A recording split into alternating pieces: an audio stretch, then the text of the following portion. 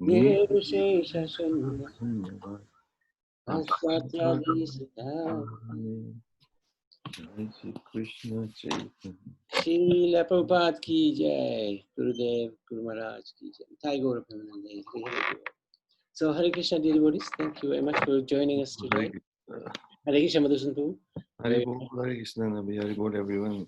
Hare Krishna. Hare Krishna. So today we wanted to make a start on the 11th chapter of the Bhagavad Gita. So we have systematically gone through the first 10 chapters with different themes, all the different themes that the chapters contain, together with what we can get out of those themes of the Bhagavad Gita.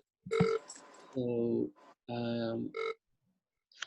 what I wanted to do today, at least for a few minutes, was to ask devotees about their sort of reflections, maybe their feedback on the lessons that we can take from what we've been read up to so far. And I think if we limit it to the up to the ninth chapter, because that's halfway through the Gita. I know we've done 10 chapters, and really what I was wondering, what I was hoping devotees would do, would give an idea of what they've taken away from the Gita so far, and what they're perhaps putting into practice into their lives, or intending to at least, and perhaps giving an indication where it's too difficult to even think about putting into, so that we get an idea of what sort of levels we are putting these lessons at. So if there's any devotees who'd like to share, and it can be, I mean, I'm just flicking through the lessons from chapter 1, 2, 3. I'm not intending to go through each one.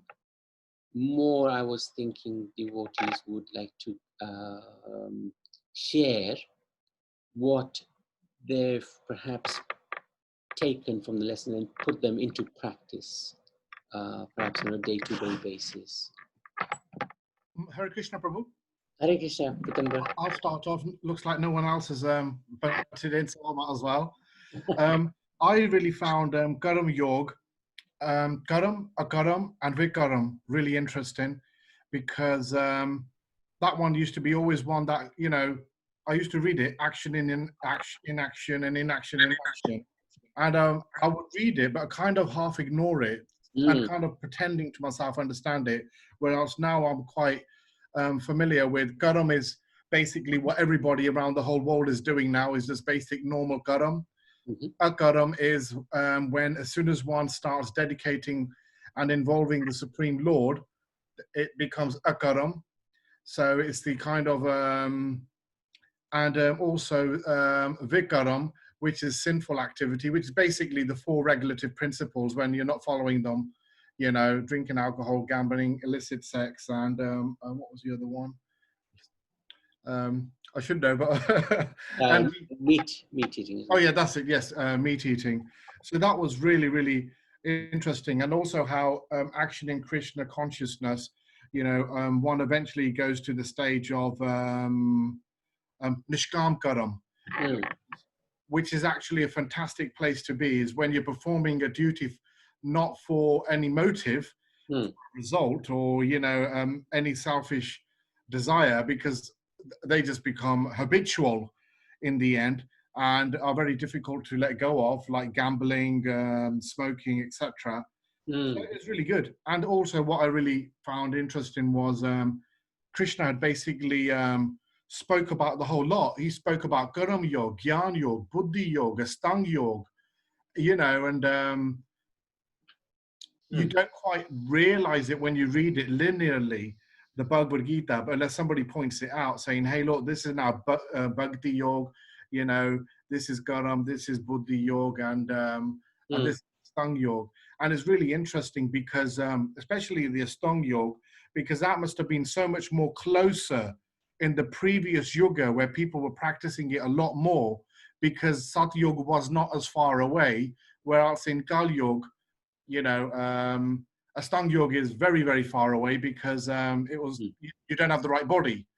You know, you had a better body in the last yuga, you know, so yeah, it's body and mind, because mind control is a very strong aspect of Astanga. Yeah. And in this age of Kali, our control of the mind is very weak. I mean, you do see in the Mahabharata, if you've watched it, Arjun going to do tapasya, Draupadi doing tapasya, and Yudhishthira doing tapasya, where they're sitting and meditating, you know, and you see many other rishis doing the same thing. And this is only going back 5,200 years ago, but you won't catch many people sitting under a tree for even a day without having some sort of problems, you know. So, you know, I think it was brilliant, and thank you very much. No, thank you. Thank you for sharing that. So basically, the understanding of karma, akarma, and vikarma. Yeah. Thank you. Anybody else? Hare Krishna. Hare Krishna. Hare Krishna. Hare Krishna. Yes. Yeah, very interesting. Yeah, I find, well, having initiated what Guru Maharaj gave me initiation 24 years ago. Wow. And yeah, chanting. Well, some of us have difficulty chanting. So in the past, used to chant a few rounds in the morning, a few in the afternoon, late evening, and then rushing through to get it done. So we all go through it. And since listening to the kathas organized by yourself on Zoom, it's inspired me a little bit even more to get the rounds done earlier. And the remainder of the day is free, so you don't have to have that stress and panic that you haven't done it. Yeah, so every morning, first thing in the morning, go for a long walk, chanting all the way through, thinking about Prabhupada on the beach with his devotees. Again, before you know it, the rounds are done, you've done your exercise, and you're stress-free for the remainder of the day. And then you have all the day left to read, do other things, mundane things, and extra time to read scriptures. And so, yeah, so I'm so pleased getting through. Yeah, so enjoyed it. Yeah, quite a few. Some of the things that's been discussed, it applies to me. And then you think, yeah, sit back and think, yes, you know, I need to do this now. You tend to get complacent and think it's okay. Yes. So yeah, that's another thing. So yeah, thank you, Navan. Thank you very much. Thank you to all of them. No, thank you, because you're absolutely right. Complacency is one of our biggest downfalls. You know, we get used to a certain way of doing things, and we say, "Ah, chal se," you know, it's okay. It doesn't matter. But it does matter. No, thank you for sharing that. Thank you for sharing that. Thank you. Hare Krishna, Bhavani. Hare Krishna, Prabhuji. So yes, I quite believe in this Karma Siddhanta and chapter 5. So especially it really teaches us how to renounce the ego by treating everyone same and dedicating all actions to God. For example, after we do any good act or anything, we usually say Sri Krishna Arpanamastu. That means we are dedicating our action to Lord Krishna. And by doing that, we usually don't get a feeling of like, yes, this is mine, or no expectations, no I and mine feeling. That's one thing. And another thing, obviously, you won't expect any. You do your best, but you won't expect any result. Whatever the result going to be later, it's not going to hurt. So yes, I believe in that. Yeah, chapter 5 is my favorite one. So thank you. Good. What about any of the other chapters? Did you take anything away from the other chapters? Yes, Prabhuji. Yes, even I did like never give up on yourself. That teaches, chapter 8 teaches about that. So I Yeah. quite like that one also. Good. Uh, and then yeah, so many, yeah, I did kind of made a little notes about what I learned. Actually, it's quite big. If is it okay if I go through all of that, what I understood, what my realization? Yeah, it'd be good. You share, please. Yeah, the chapter one, I'll begin with the chapter one. Chapter one tells about, wrong thinking is always the biggest problem. Hmm. That's what Dhritarashtra did. Yeah. So we all need help when we are not happy, sad, or frustrated. Yeah. And obviously you should take off this feeling of I and mine that always leads into anger and frustration, and I and mine feeling always like, you expect something from others. Hmm. So that shouldn't be there. So rather than, running out of problems, avoiding problems, try your best to manage them. Very good. That's Very. the one. That's about the chapter one. Yeah. And the chapter two is obviously you should seek help from proper gurus. Sorry, go on. Carry on. Yeah. Right knowledge is the ultimate solution to all our problems. Like, obviously when we are not happy and sad, we try to understand, what exactly causing our stress. Yes. And if needed, we need to take some help. And sometimes in this material world, if you are unable to get a solution, obviously we go and sit near to the prayer room and, surrender ourselves to gurus or spiritual masters, whoever we can think of. And then obviously that gives a peace of mind, and then you'll get a, ultimately you are able to take some decisions or problems of solution. So then always we should remember we are souls, not the body, and we need to do our own responsibilities, and as well as engage ourselves into spiritual activities like little prayers every day, seva, that's called sanatana dharma. Try to follow and make your lifestyle in such a way you are based on the dharma. Mm-hmm. So that's a chapter 2, Swamiji. And then chapter 3. Chapter 3 tells about selflessness is only the way to progress and prosperity. Yes. Nice. Yeah.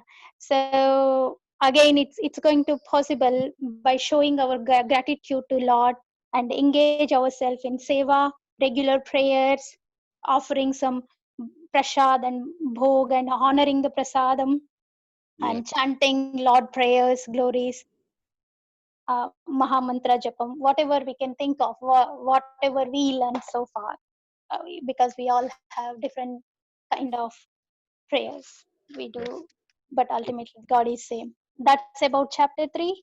And chapter 4, every act can be an act of prayer. Yes. Nice. Yeah, like I can analyze in this way, like take responsibility of your own karma. Just now Yeah. I told. Yeah, and take help of guru to break this karma fruit. Yes. That's about chapter 4. And chapter 5, before as I explained before, renounce the ego. That would help to enjoy the Yeah. bliss of infinity. That's the chapter 5. Chapter 6, connect with God by doing yoga, meditation, daily prayers. And here we talked about Ashtanga yoga. Hmm. So, but Bhakti yoga is the very easiest way to attain God, and try to regulate your life by introducing any kind of Bhakti yoga. That's about chapter 6. And chapter 7, live what you learn. Whatever we learned so far, obviously try to apply that in your own life, Hmm. all these values. So that's about chapter 7. And chapter 8, never give up yourself. Mm-hmm. And chapter 9, count your blessings. Very nice. Chapter 10, see the divinity all around. So, Brilliant. You've taken it seriously. yes, Prabhuji. Yeah. Thank you. I really liked it. So yeah, I just thought to sit and think myself what I understood. Then I got all of these ones. Very good. Appreciate your contribution, your sharing everything there. Thank you, Thank you. Mahani. Thank you, Prabhuji. Anybody else would like to share? Aruna or Priti? Hare Krishna. Hare Okay, so I've got two bits. I'm not sure where this one fits in, but just generally, even if people weren't looking at spirituality, I felt like it's like a manual for life, like Bhagavad Gita. Generally, wherever you are, whatever stage you're at, and if you're even like at, like I said, no spiritual aspect in your life, but you just want a best way to live life with a healthy mind and body, then just to where it says about how to just practice being in the mode of goodness, then yes, Bhagavad Gita is not going to go thoroughly into it with all the science behind it, but then science this, oh yeah, if you follow a vegetarian diet or a fresh diet, it'll be good for the mind, good for body. Places where I'm not sure if, like, it's not Ayurveda, but something else may be mentioned, and even that's all good. Just organic stuff, waking up early, keeping away from alcohol and smoking, and like even with alcohol, if some people say like a glass of wine a day is fine, but actually it's better if you avoid that altogether by just generally avoid that, and then maybe not to do so much of those stuff which could clog up your arteries, just to keep everything steady. So yeah, in that sense, I find that it's actually a really good starting point. So it is something for everyone. I know like loads of people look at different articles, or what should I eat? How should I start my day? When should I start my day? And everything's really in this one book, and then the other thing that it was just to add Krishna, that I was thinking of, not adding it everywhere. It's not right coming straight to me. However, I know I've started just to avoid reading mundane articles and stuff, and giving that time to read anything on spiritual stuff, which yeah, so Brilliant. that's me. Thank you. That's very Welcome. good. And you're absolutely right. Many people do actually take guidance from the Gita who are not spiritual, not religious, if you like. They've got spiritual heart, but they're not really religious. Very good contribution. Thank you, Priti. Anybody else would like to share anything? Hello, good. Hare Krishna, Aruna. Yeah, the lady before that explained everything really thoroughly. That was really good. Basically, I'm learning and I'm adding Krishna to everything what I'm doing, and I'm offering my myself to Krishna. And how can I serve Krishna? By reading and learning. Brilliant. Brilliant. Really. Yeah, I've made notes. I've got a few notes, but most of the things have been covered. So okay. It's even more in detail. So I enjoyed it. Okay. No, thank you. If there's anything not covered, you're welcome to cover it, huh? No. Yeah, it's good. Mine might not be as explained.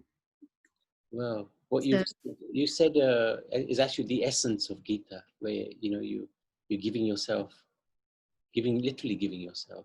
That's right. Food. That's fantastic. Thank you very much. And my tulsi in the. Okay. Yeah. Very good. Thank you. Okay, thank you. Anybody else who'd like to share?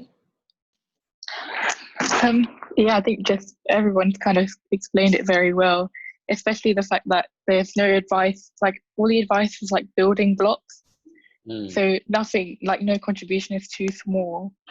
And like everything else, you sort of start with the foundations and then work your way up. So, when you're in school, you start with your ABCs. And like here, it just start with like little things. So I think that's the main takeaway, to start with like maybe like a bit of chanting and reading and learning more about the context, and then taking it a step further, and it becomes more natural. Brilliant. Very good, Sanjana. And you actually did an amazing summary. And your nephew and niece are with us. Oh, is it cousins? Yeah, cousins are with us. Yeah, my cousins. Yeah, it's good to see them. From New York. And yeah, welcome Rishabh and Ria. Very good. Hi. Hi. And you have a very, very intelligent cousin, Sanjana. So, anybody else would like to contribute anything?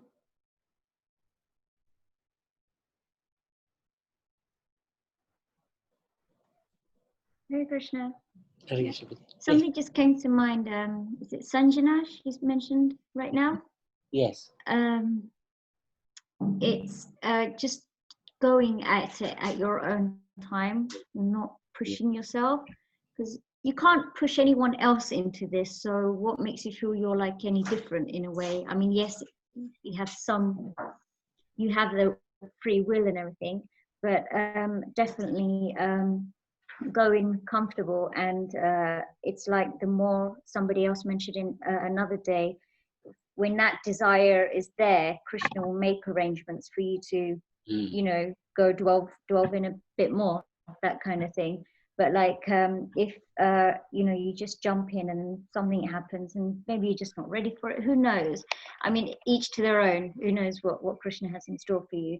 But it's like how Krishna tells Arjuna, you know, do what comes naturally to you, your natural conditioning. Yeah. And yeah, I'll take care of the rest, kind of thing. Yeah. So. Yeah, do your duty. That's right, and think of me.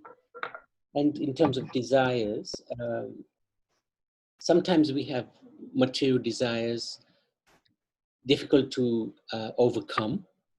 But what Gita tells us is that through intelligence, through knowledge, to actually try to curb those material desires and try to develop spiritual desires, but not artificially, as you said. Because if you do something artificially, like Arjuna wanted to give up the fight and go to the forest, if you do it artificially, you know, it's just not going to work, because you're going to act according to your nature.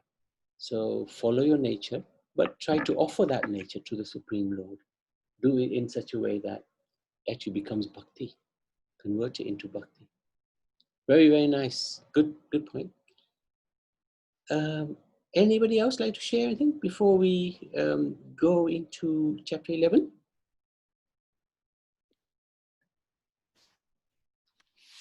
Avi, can I?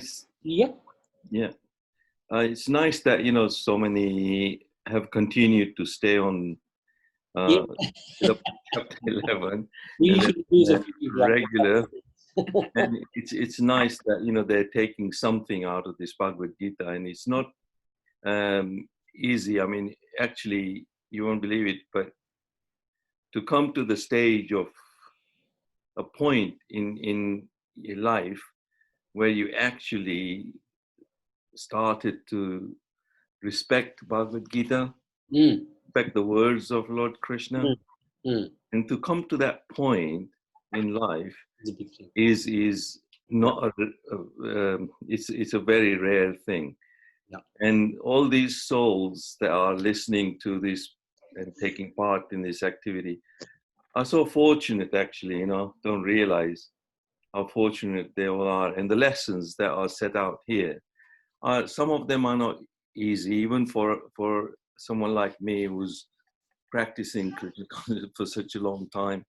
But even then, you know, the life takes over at times, and the challenges of life have to be dealt with, which is understandable, you know, and that was Arjuna's predicament. So these lessons are like taking those baby steps towards Krishna. And Krishna will guide us, you know, he's reassuring us that, you know, Krishna in this Bhagavad Gita is himself saying that, you know, there's nothing he has to do. Krishna doesn't have to do anything. And there's nothing, no task that is not even impossible for Krishna. And because he doesn't have to, he's still setting an example, you know, he's still having to himself saying that if I don't do, then everything goes to ruination, because everybody else would take his example of doing nothing and not follow the Dharma properly and not do things as they rightfully they need to do. And this is like a guidance, actually, you know. So once you start to see Bhagavad Gita as a guide in our life, then every time you read Bhagavad Gita, it'll be refreshing, you know. Every time but that's why Krishna's words are so ever fresh. Mm-hmm.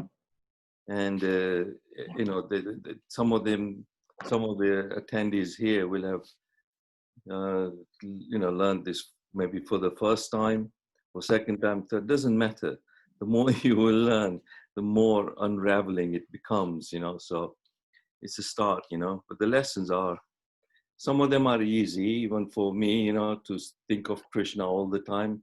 Yeah, that becomes a bit of a habit, because every time you're sitting, you start to chant automatically in my mind. If I'm driving, I just cannot listen to a radio anymore. Even if I try to put in the news, and then I say, oh, can't stand this and this material sounds.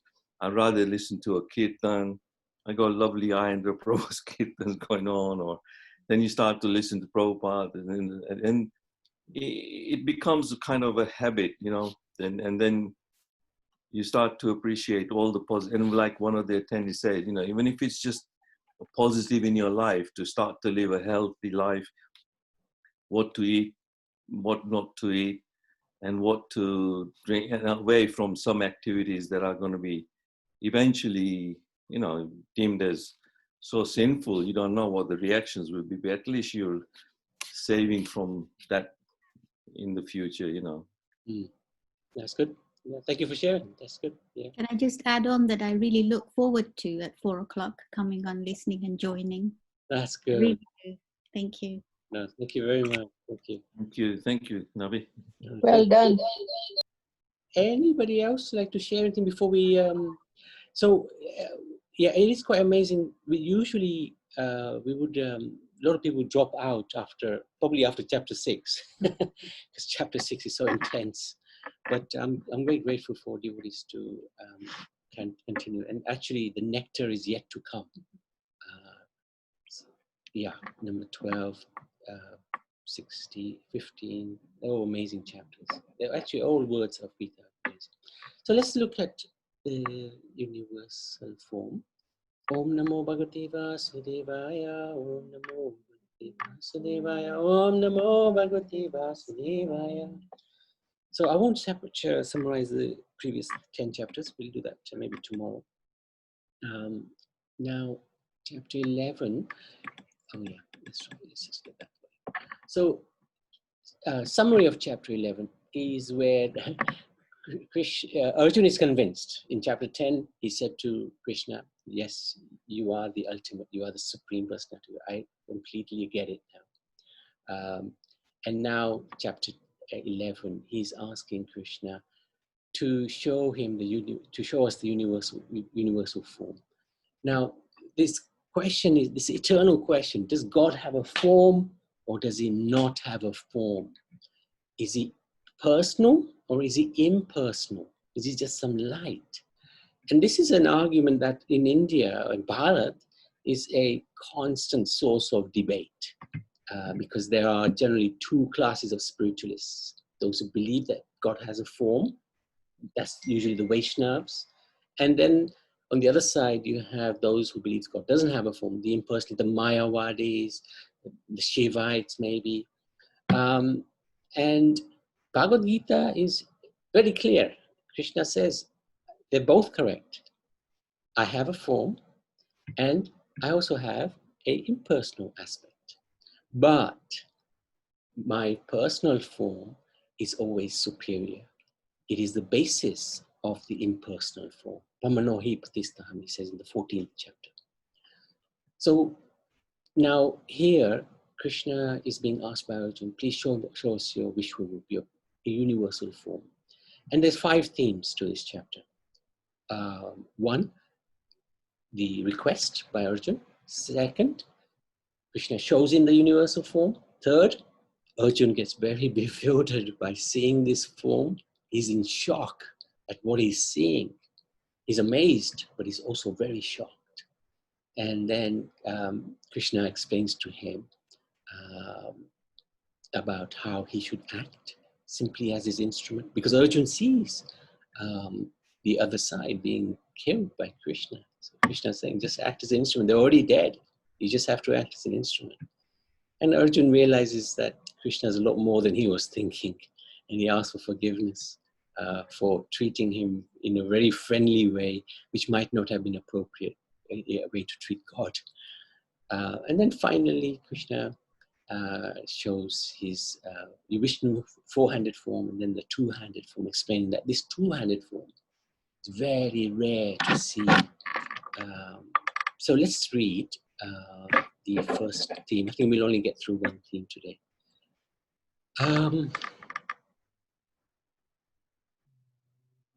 Who'd like to read? Maybe Kayan, have you got access to the screen, Kayan? Yes, I do, yep. Okay. Now, Kayan, thank you for joining us. Just to introduce you, Kayan is an incredible lad. He studies in a university in Coventry? Nottingham. But he's, of course, at home at the moment, and he's joined us today for the first time. So I'd like to welcome you. Probably it's how many verses? It's only 4 verses. So if you could just read these, please. Thank you very much. Arjuna said, by my hearing the instructions you have kindly given me about these most confidential spiritual subjects, my illusion has now been dispelled. O lotus-eyed one, I've heard from you in detail about the appearance and disappearance of every living entity and have realized your inexhaustible glory. O greatest of all personalities, O supreme form, though I see you here before me in your actual position, as you've described yourself, I wish to see how you've entered into this cosmic manifestation. I want to see that form of yours. If you think that I am able to behold your cosmic form, O my Lord, O Master of all my mystic power, then kindly show me that unlimited universal self. Thank you very much, Kayan.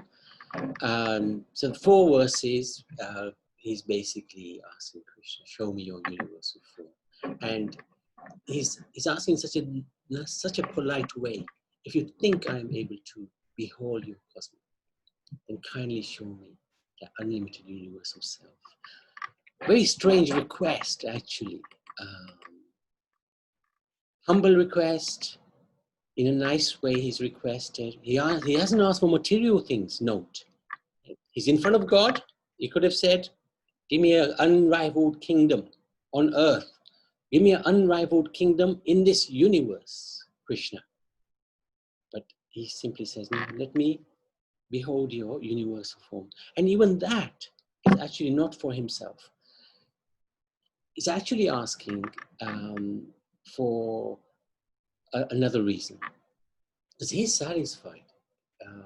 He doesn't have any personal agenda. So he's asking, oops. Can you hear us?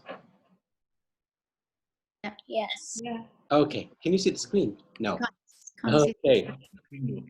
the summary. Okay. Yes. Let me see if we can get it up again. Oh, wrong one. Let's get that one. Okay. Yeah. Good. So he's asking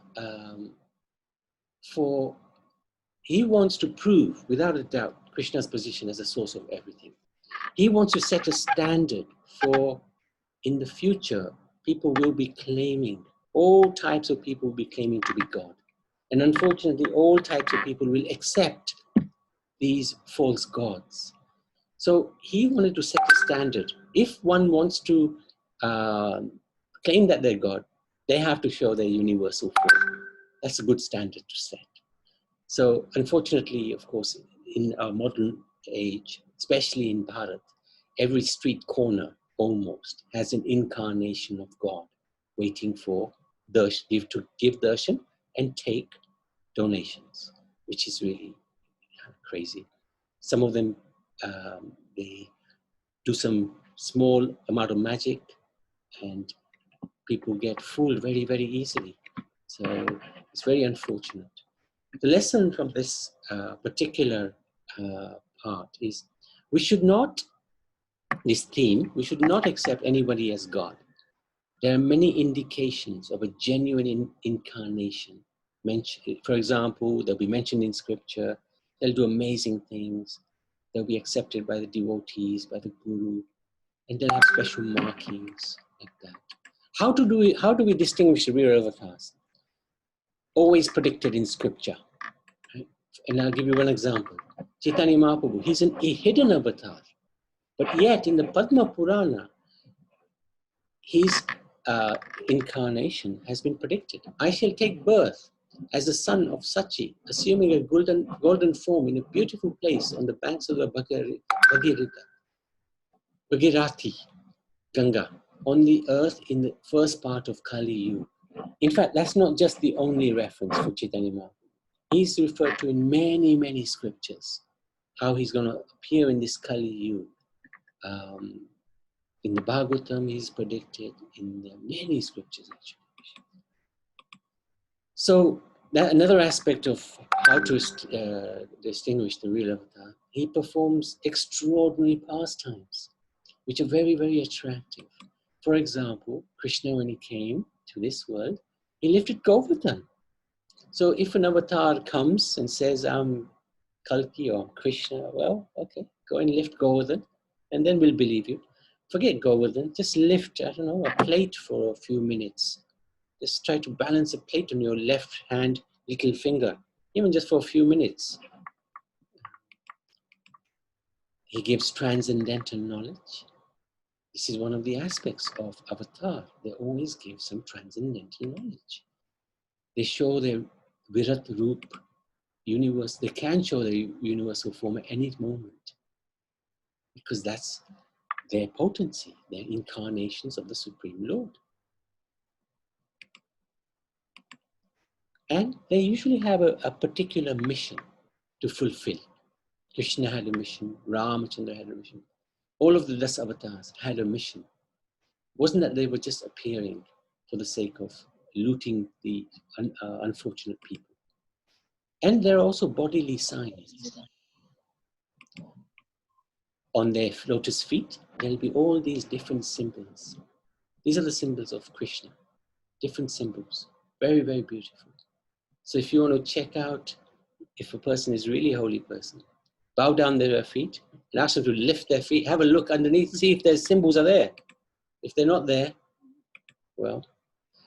And Krishna, of course, is the source of all of the avatars. He's known as Avatari. You should understand that. According to the Brahma Samhita and the Srimad Bhagavad Puran, which are very important scriptures, Krishna is described as the one who is the source of everything. So it's very important to understand the lesson from here is don't just accept anybody as incarnation of God. We don't want to be fooled so easily. Very important to understand this. That's it. It's just like if you want to be cheated, there's always someone there to cheat you. So you have to make sure that you are doing the right thing, and you don't want to be cheated by any. Madhusan Prabhu? Well, yeah, we should not accept just anyone as God. It's a good, important lesson, and during my preaching time, when we used to come across different people from different... There's a lot of sound coming from your side, huh? Apart from your voice.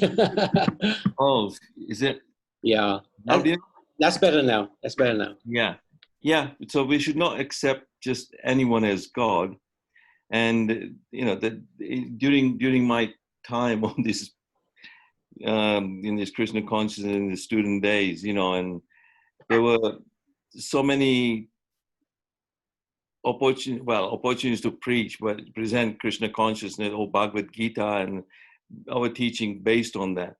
But there were so many people who present this person as God, or he's the incarnation of God, or he can produce this gold thing, and he can produce this much ash and this and that, and so many trickeries, of some of them may have yogic siddhis and all that, but you don't have to fall for that kind of thing, because here Arjun is saying, Krishna, my illusion is dispelled now. I'm no longer in illusion.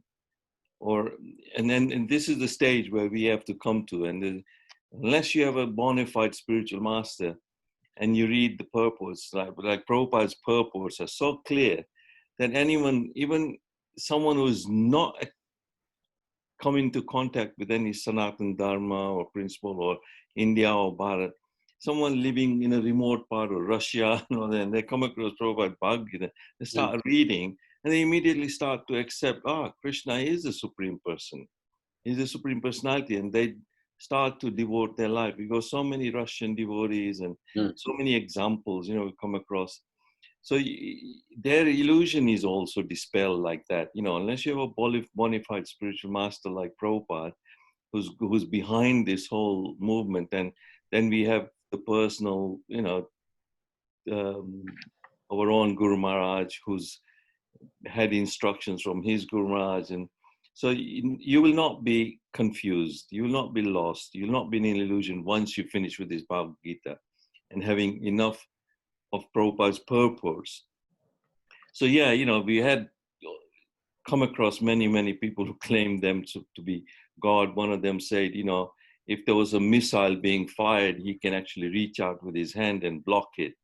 Now that's how much power this person has got. I said, oh, really? Wow. And they said, well, why don't they stop all the nonsense going on in the world then, if they're already incarnated here?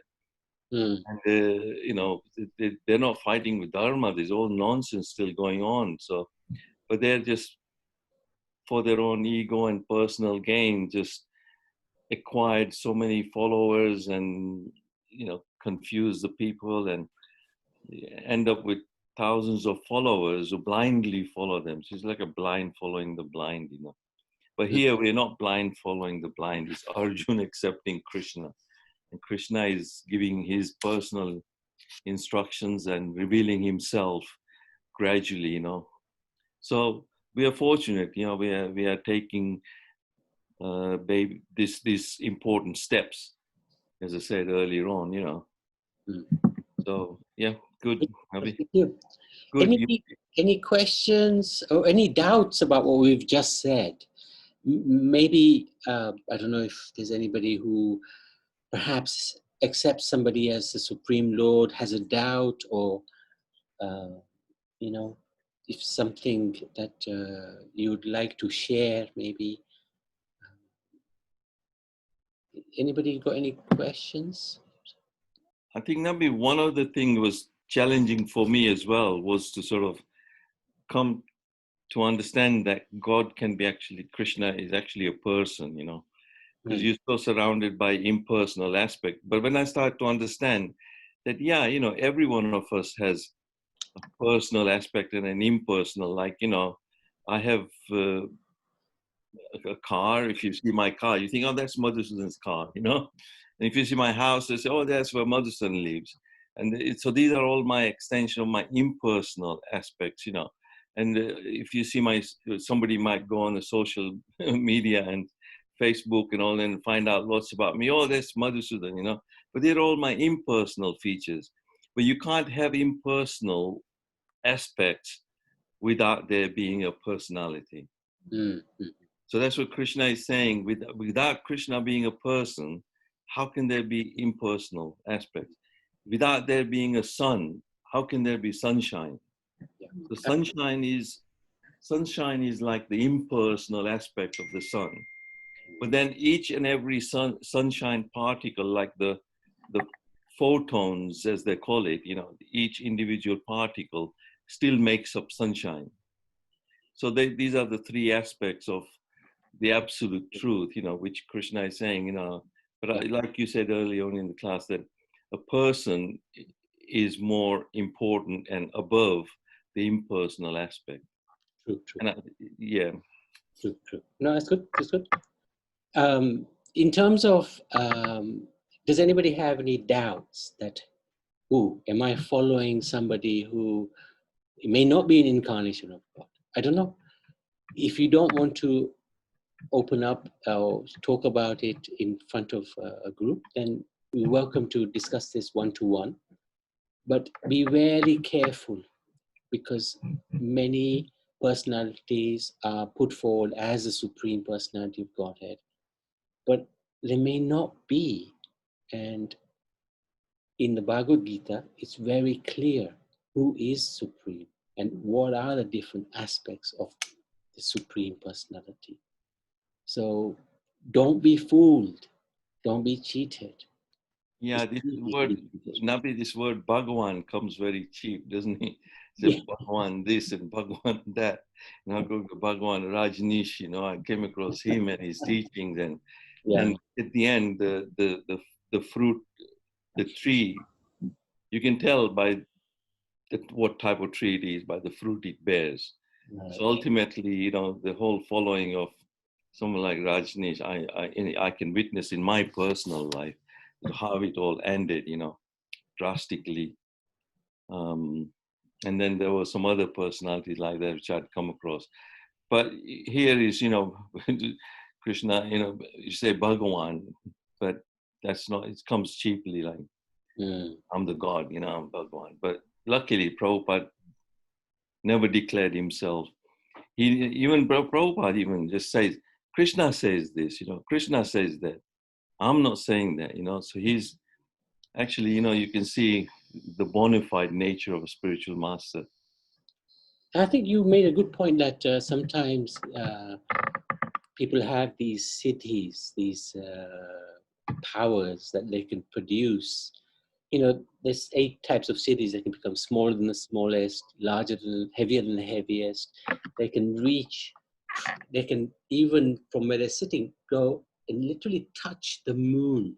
Literally touch the moon. It's one of those cities. Walk on water, lighter than lightest. Yeah, lighter than lightest.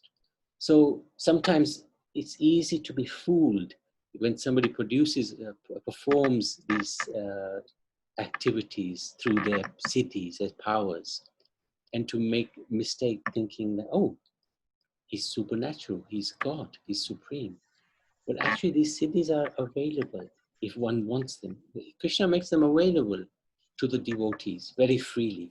But the devotees say, no, we don't want any of that. We just want to serve you. Yeah, when we read... Can I add something else? Yes. What was that? Sorry, Nabi.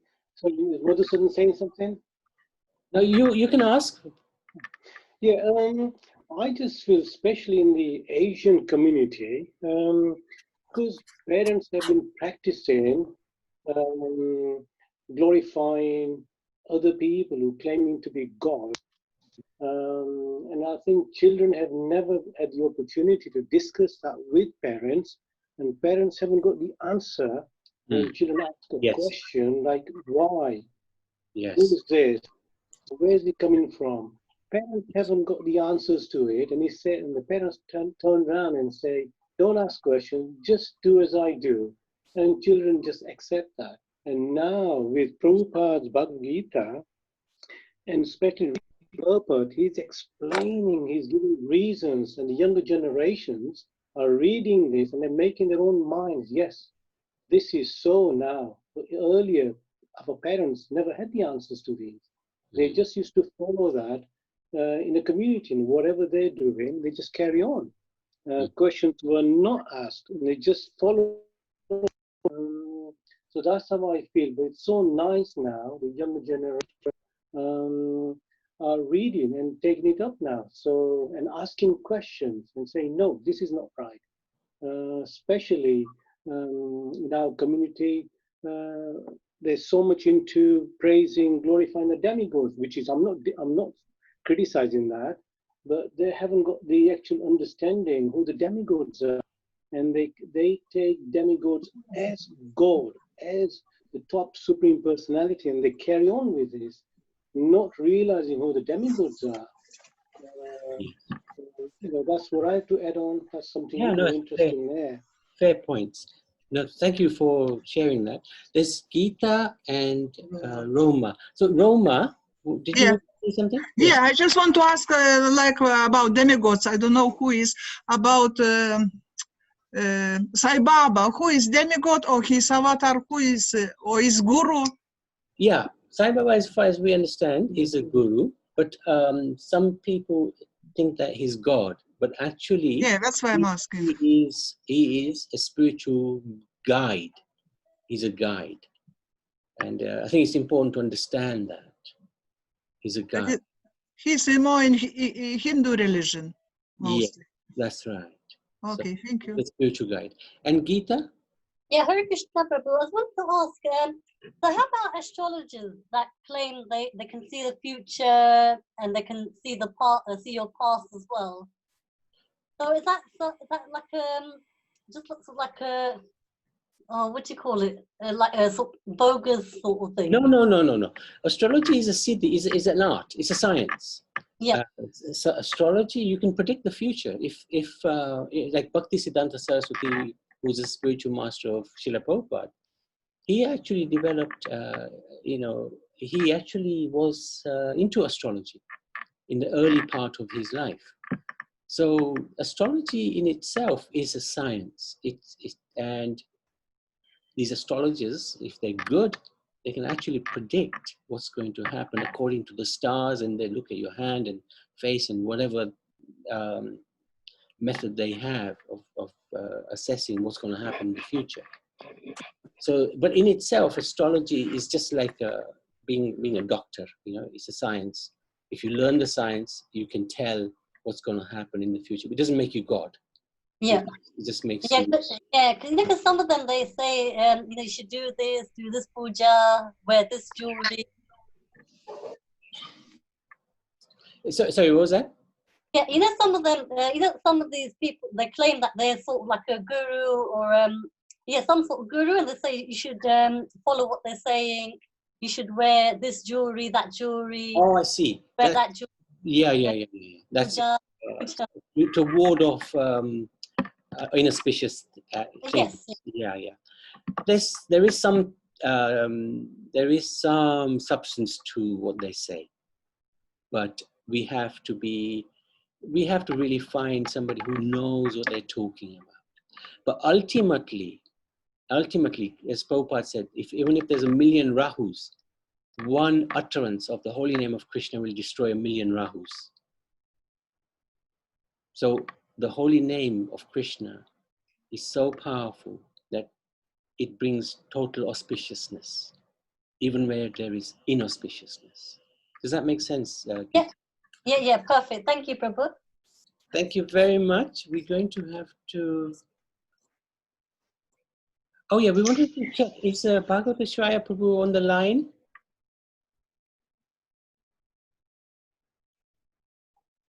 Okay, we are expecting him any minute now. So I'd like to thank devotees for staying, for being with us for the Bhagavad Gita class. We'll see you tomorrow. You're welcome to stay. We are continuing with a satsang, which is in honor of our spiritual master, His Holiness Krishna Das Swami Maharaj. 4 years ago today, 20th of July 2016, he went back to the spiritual world, and today our god brothers and god sisters are gathering to remember his life, and we have invited, and hopefully he'll be with us shortly, is a devotee called Bhagavata Shwaya, who is one of his god brothers who was initiated by His Divine Grace, A.C. Bhaktivedanta Swami Srila Prabhupada. And they had a very close relationship. So Bhagavata Shwaya will hopefully come on and share some of the experiences that he had with Guru Maharaj. After which we will do Aarti to His Holiness Krishna Das Swami Maharaj. And then we will have a discussion about what happened on that day, 20th of July, and what happened subsequently over the for a few days after that, where the devotees went with his asti to different holy places. So you're welcome to stay with us for that time. In the meantime, while we're waiting, yeah, Atma, do you want to sing Nashinga prayers? Let's sing Nashinga prayers. Oh, actually, Hi Krishna, sure. Anyway, I had asked Pritamba to do that, but Pritamba, you can do it later. If he can do that, would be great. If you would like to. Okay, yeah, let him do it. Pritanda, you there? I'm here, Prabhu. Okay. You want me to do the prayers? Shina Simba Jana Yeah, Simba? yeah. Okay, I'll just get my drum. 1 second. Not too long though, yeah? Okay. Oh, in that case, I'll do it with without the drum then. Yes, do it without the drum. Yeah. Okay, thank you. Shina Simha, Jana Simha, Jaya Jana Simha, Shina Simha, Jana Simha, Jaya Jana Simha, Shina Simha, Jana Simha, Jaya Jana Simha, Praladesa, Jaya Padma, Padma Bringa, Praladesa, Jaya Padma,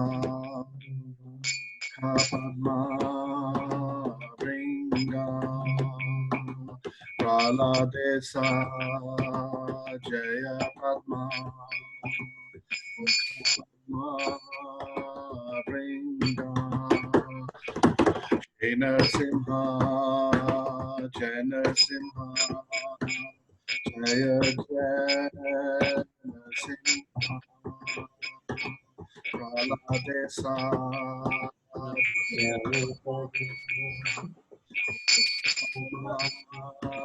Bringa, Jana Simha, Jana Simha, Jaya Jana Simha, Praladesa, Jaya Padma, Mukha Padma Bringa, Shri Simha, Jana Simha, Jana Simha, Praladesa, Jaya Padma, Mukha Padma Bringa, Narasimha, Jaya Narasimha, Jaya Jaya Narasimha, Aladesa, Jaya Padma, Padma Bringa, Jaya Narasimha, Jaya Narasimha, Praladesa, Jaya Padma, Mukha Padma Bringa, Shri Narasimha, Jaya Narasimha, Praladesa, Jaya Padma, Mukha Padma Bringa, Shri Narasimha, Jaya Narasimha, Jaya Narasimha, Praladesa, Jaya Padma, Padma.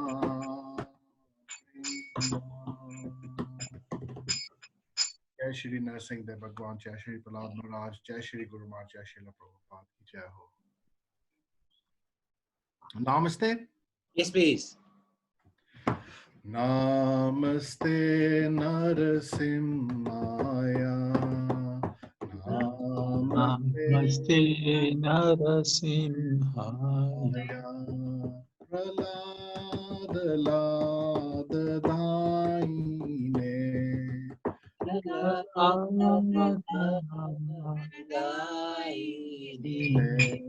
Hiranyakashi Purvakshaya.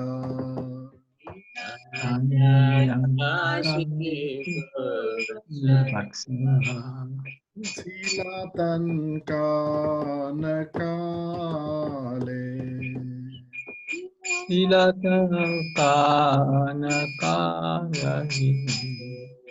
Eto narsinho parato narsinho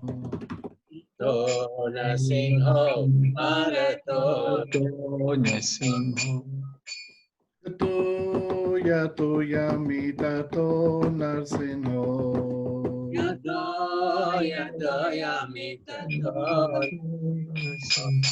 Ahe narsinho hirade narsinho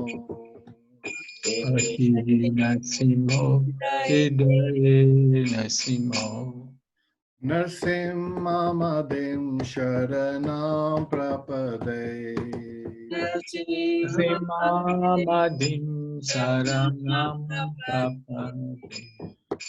Avakara kamalavare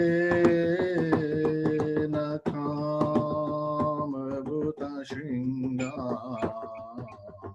Lalita Hiranyakashipo Tanu Bringa Keshadareta Narahari Rupa Jaya Jagadisha Hare Jaya Jagadisha Hare Jaya Jagadisha Hare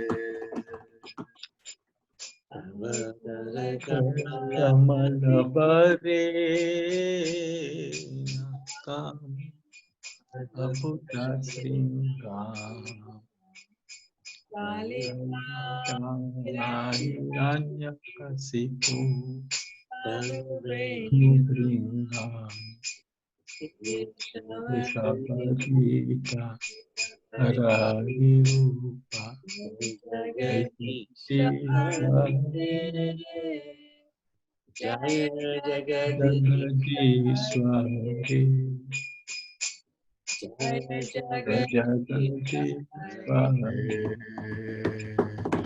Keshadare Kanar Hari Rupa Jai Jagat I got volume.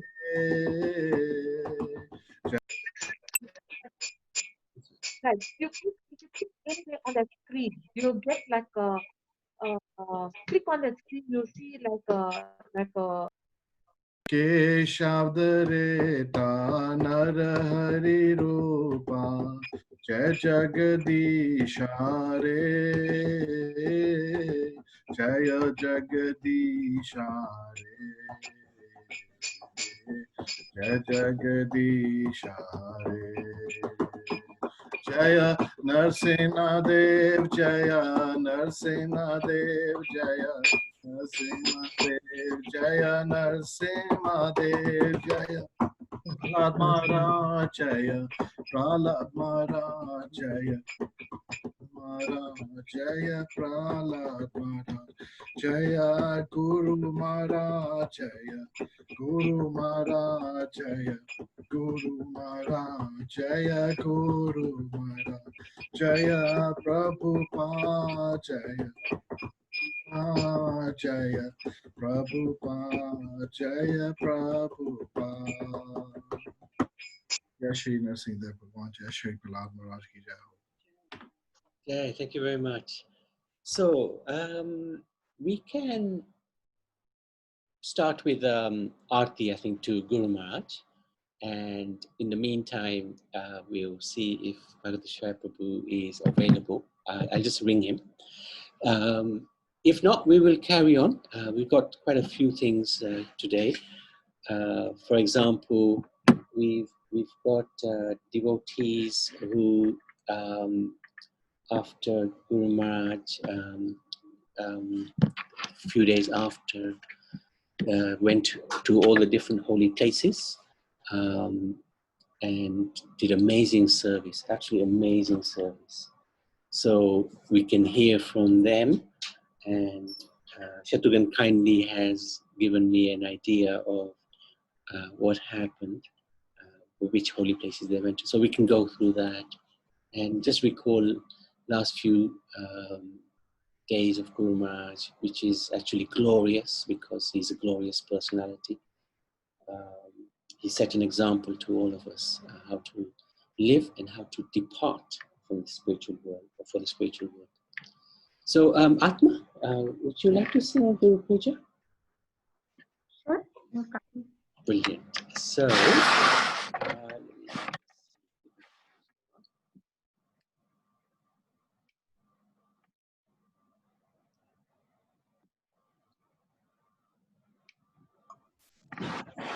Hi, Sita. Hi,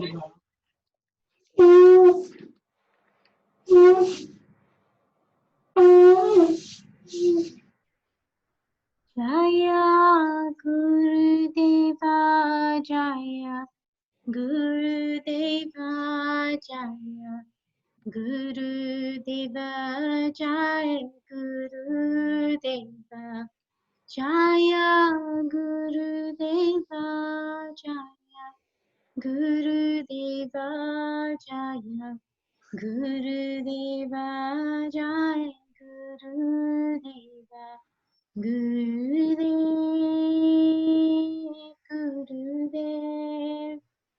Gurudev, Jaya Jaya Gurudev, Jaya Jaya Gurudev, Gurudev, Gurudev, Jaya Jaya Gurudev.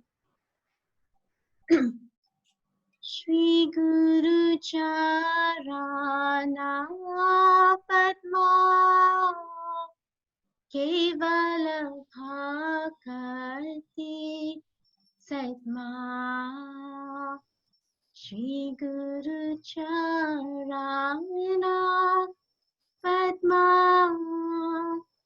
Kevala Bhakati Sadma Shri Guru Charana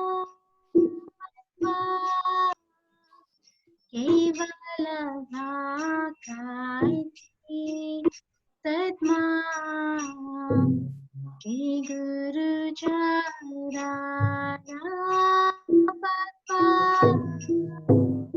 Kevala Bhakati Sadma Bandamui Savadana Mate Bandamui Savadana Mate Bandamui Savadana Mate Bandamui Savadana Mate Yahara Prasade Eva Vadaya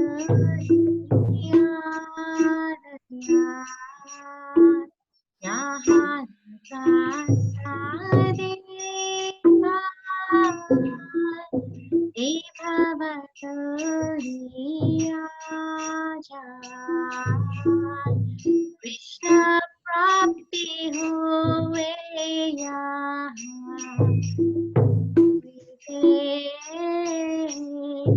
Krishna Prapti Huve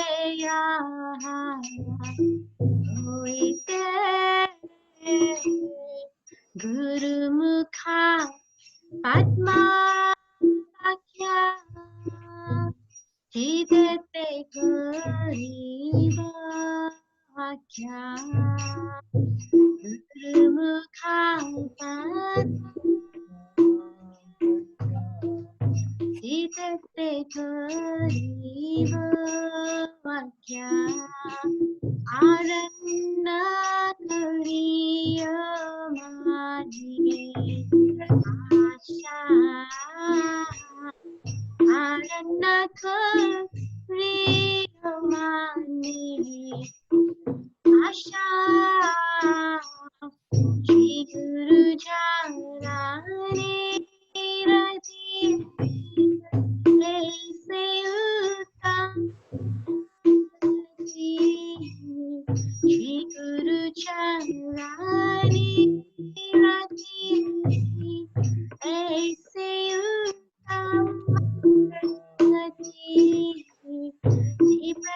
de pure sarva asha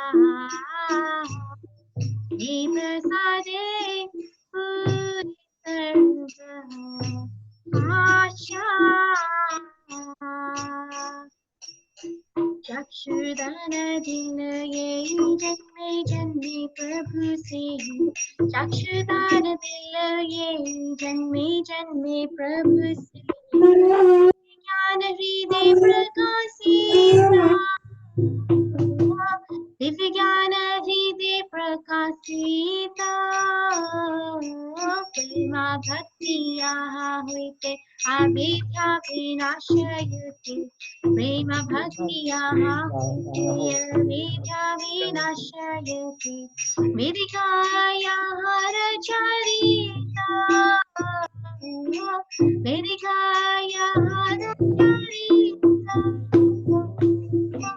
Shri गुरु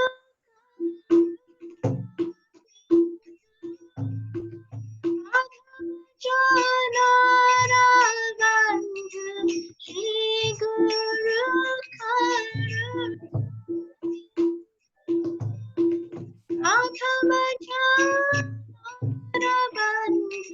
लोकनाथ लोके राजीवान लोकनाथ लोके राजीवान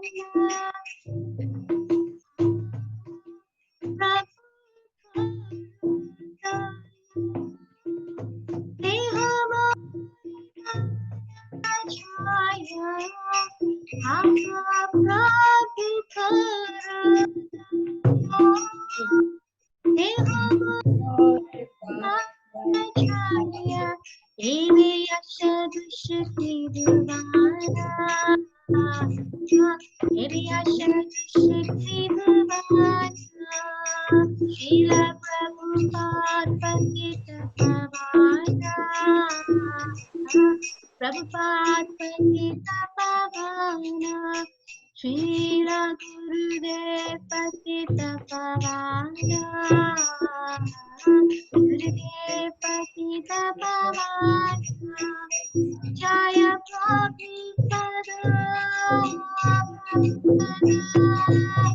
Prabhupada Jai Prabhupada Jaya Prabhupada Jai Prabhupada Jaya Prabhupada Jai Prabhupada Jaya Gurudeva Jai Gurudeva Jaya Gurudeva Jai Gurudeva Jaya Gurudeva Jai Gurudeva Jaya Gurudeva Jai Gurudeva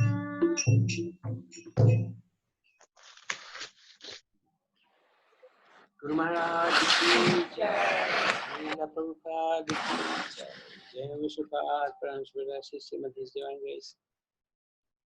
His Holiness Guru Maharaj ki jai, Jai Vishnupada, Parameshwara Srimad His Divine Grace. Abhay Charanand Bhaktivedanta Swami Srila Prabhupada ki jai.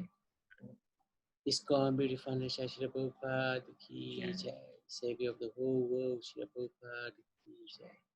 अनंत कोटि वैष्णविंद की जय नाम चल श्री हरिदास ठाकुर की जय प्रेम से को श्री कृष्ण चैतन्य प्रभु नित्यानंद श्री अद्वैत गदाधर शिवासादि गौर भक्तवृंद की जय श्री श्री राधा कृष्ण गोपिनाथ श्याम कुमार गिरिधर की जय अतुरा वृंदावन धाम की जय नवद्वीप मायापुर धाम की जय गंगा मैया मनमयी की जय तुलसी देवी भक्ति देवी की जय सामवेद भक्तवृंद की जय मचकच वराह नृसिंह वामन परशुराम राम कृष्ण बलराम पौरत की 10 अवतार की जय श्री रूप श्री सनातन भक्त रघुनाथ श्री जीव गोपाल रघुनाथ छे गोस्वामी की जय the greatest spiritual revolutionary ever Srila Prabhupada ki jai 13th Mahajan Srila Prabhupada ki jai Guru Maharaj ki jai His Holiness Krishna Das Swami Maharaj ki jai His Holiness Lotus Feet ki jai Guru Maharaj ki jai. Okay, so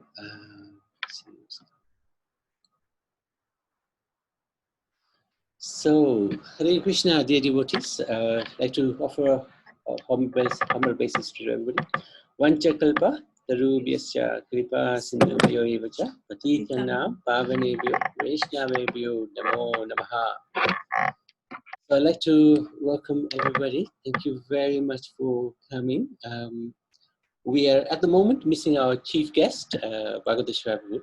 He did say to me it's 4 in the morning and he would join us from 4 till 5, but something must have happened. He always says, he always does what he says, so something must have happened. What we can do, Atri Rishi Prabhu, you're with us? Atri Rishi Prabhu, can you just say a few words first?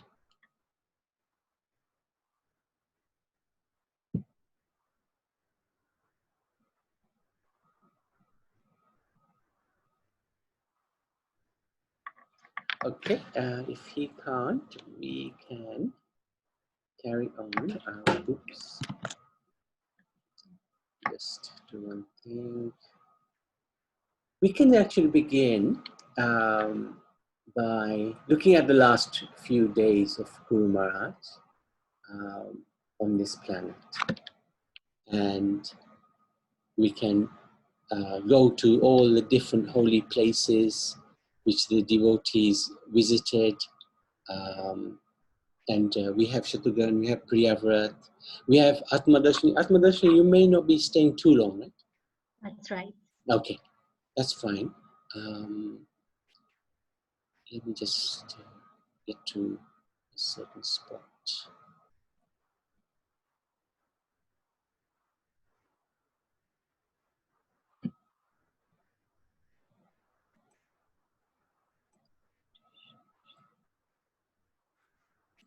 Yes.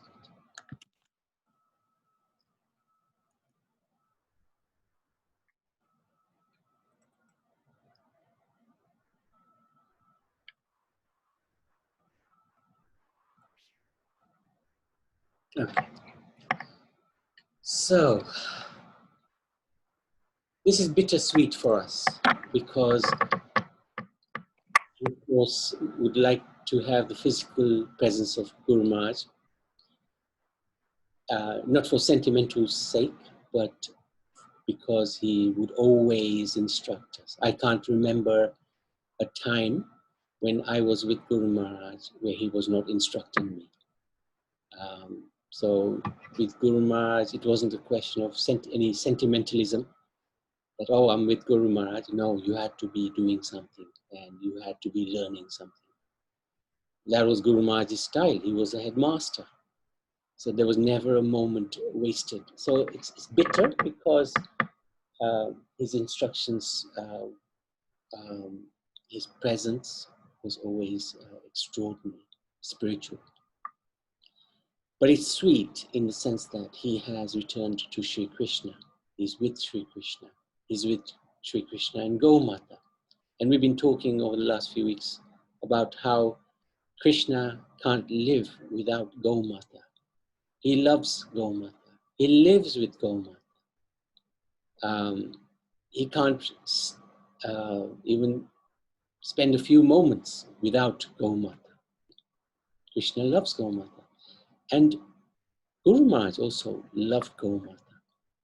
I remember one time, many years ago, Guru Maharaj was reading the report from Bharat, how Gomata was being so badly mistreated, how they would even put chili powder in the eyes.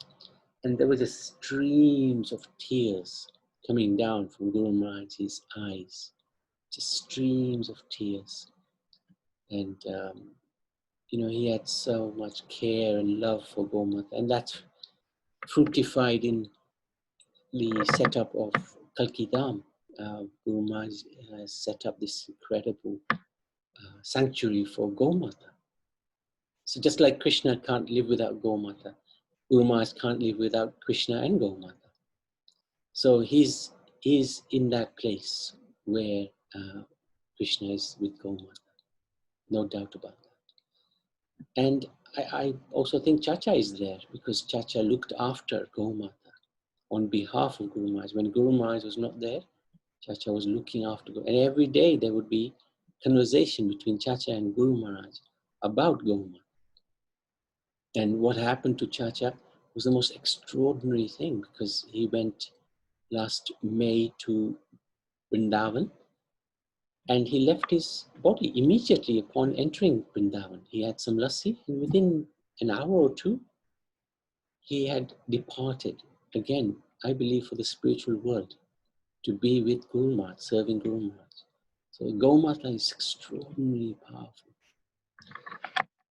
So what happened 4 years ago, very brief summary can take you through. The 13th of July, we were debating before this whether Guru Maharaj was fit enough to travel because he was showing external pain, bodily pains. Gas, mainly gas, was having a big impact, acidity. And of course, Guru Maharaj is a heart patient for 30 years.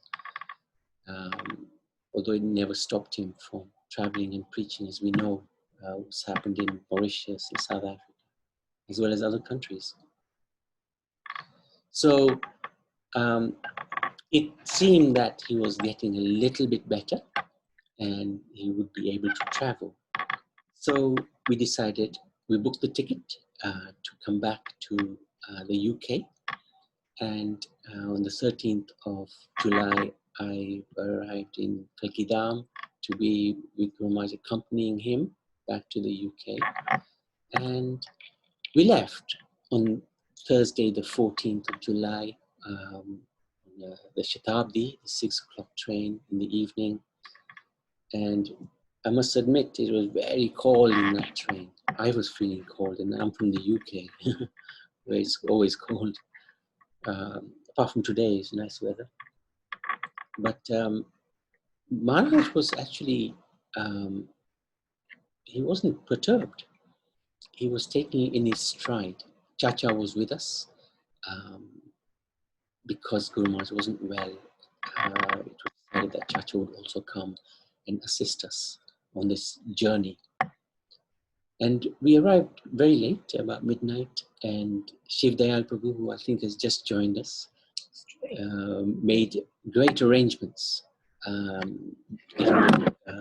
Not just a wheelchair, but it was a proper vehicle into the train station and taking us to the car. It was quite an effort, and it was a very, very good job that Chacha was with us.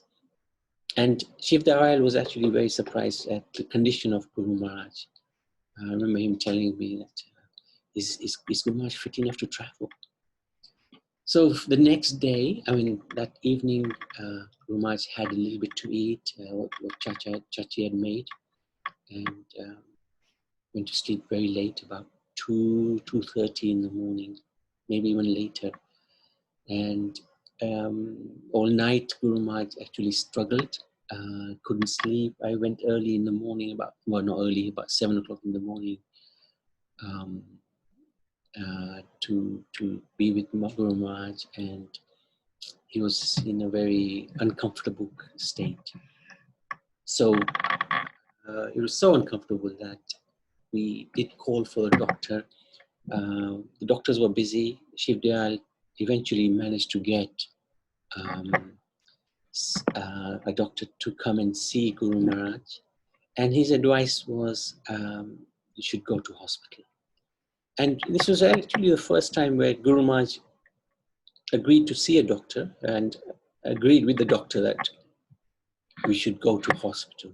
So it was obviously very serious because Guru Maharaj's mind was set on coming to the UK. But he agreed that we should go to the hospital, which of course we did. And at the hospital, they basically immediately diagnosed that this is heart failure. The condition of the heart isn't good, it's not pumping properly. And then later on, they found that test that other things, other parts of the body were not working, kidneys were not working very properly. We were scheduled to fly the day after. And the doctors basically said that's really out of the question, and you need to stay in hospital. There should be a quick recovery. The disciples of Gopal Krishna Maharaj were actually in attendance. Some of the doctors were his disciples. So we felt a little bit confident that in their diagnosis, and confident that they would actually be able to help the recovery of Guru Maharaj. So, of course, we decided to postpone the flight, and Guru Maharaj stayed over from the 15th at night in the hospital. 16th was very difficult conditions. From a material point of view, of course, Guru Maharaj was taking everything in his stride. If you looked at him, if you looked at his face, you couldn't tell that actually he's struggling, as always. Because whenever Guru Maharaj used to give a lecture, and the lecture would go on for 2-3 hours, and but Guru Maharaj would not look at all uncomfortable. He would be actually inspired by the Lord to speak. And in this situation also, the Lord was looking after him. But the medical prognosis was not good. Guru Maharaj had constipation, so the doctor gave him medicine to address that issue. That was really, really tough. Shatrughan arrived, and this was incredible dedication. This actually was inspiring Guru Maharaj. Shatrughan is always ready, just like Hanuman, to serve Ramachandra. Shatrughan is there to serve Guru Maharaj. So when Guru Maharaj heard he was coming, he was very happy. When he came, 17th of July, Guru Maharaj is again very, very pleased with Shatrughan. Amazing dedication, extraordinary dedication. On the 18th, they wanted to actually put a food pipe into Guru Maharaj. And Guru Maharaj was very sharp, very, very sharp. And he immediately asked, what's in this food pipe? What is in it? What's the ingredients? So the doctors looked, they checked, and one of the ingredients is egg.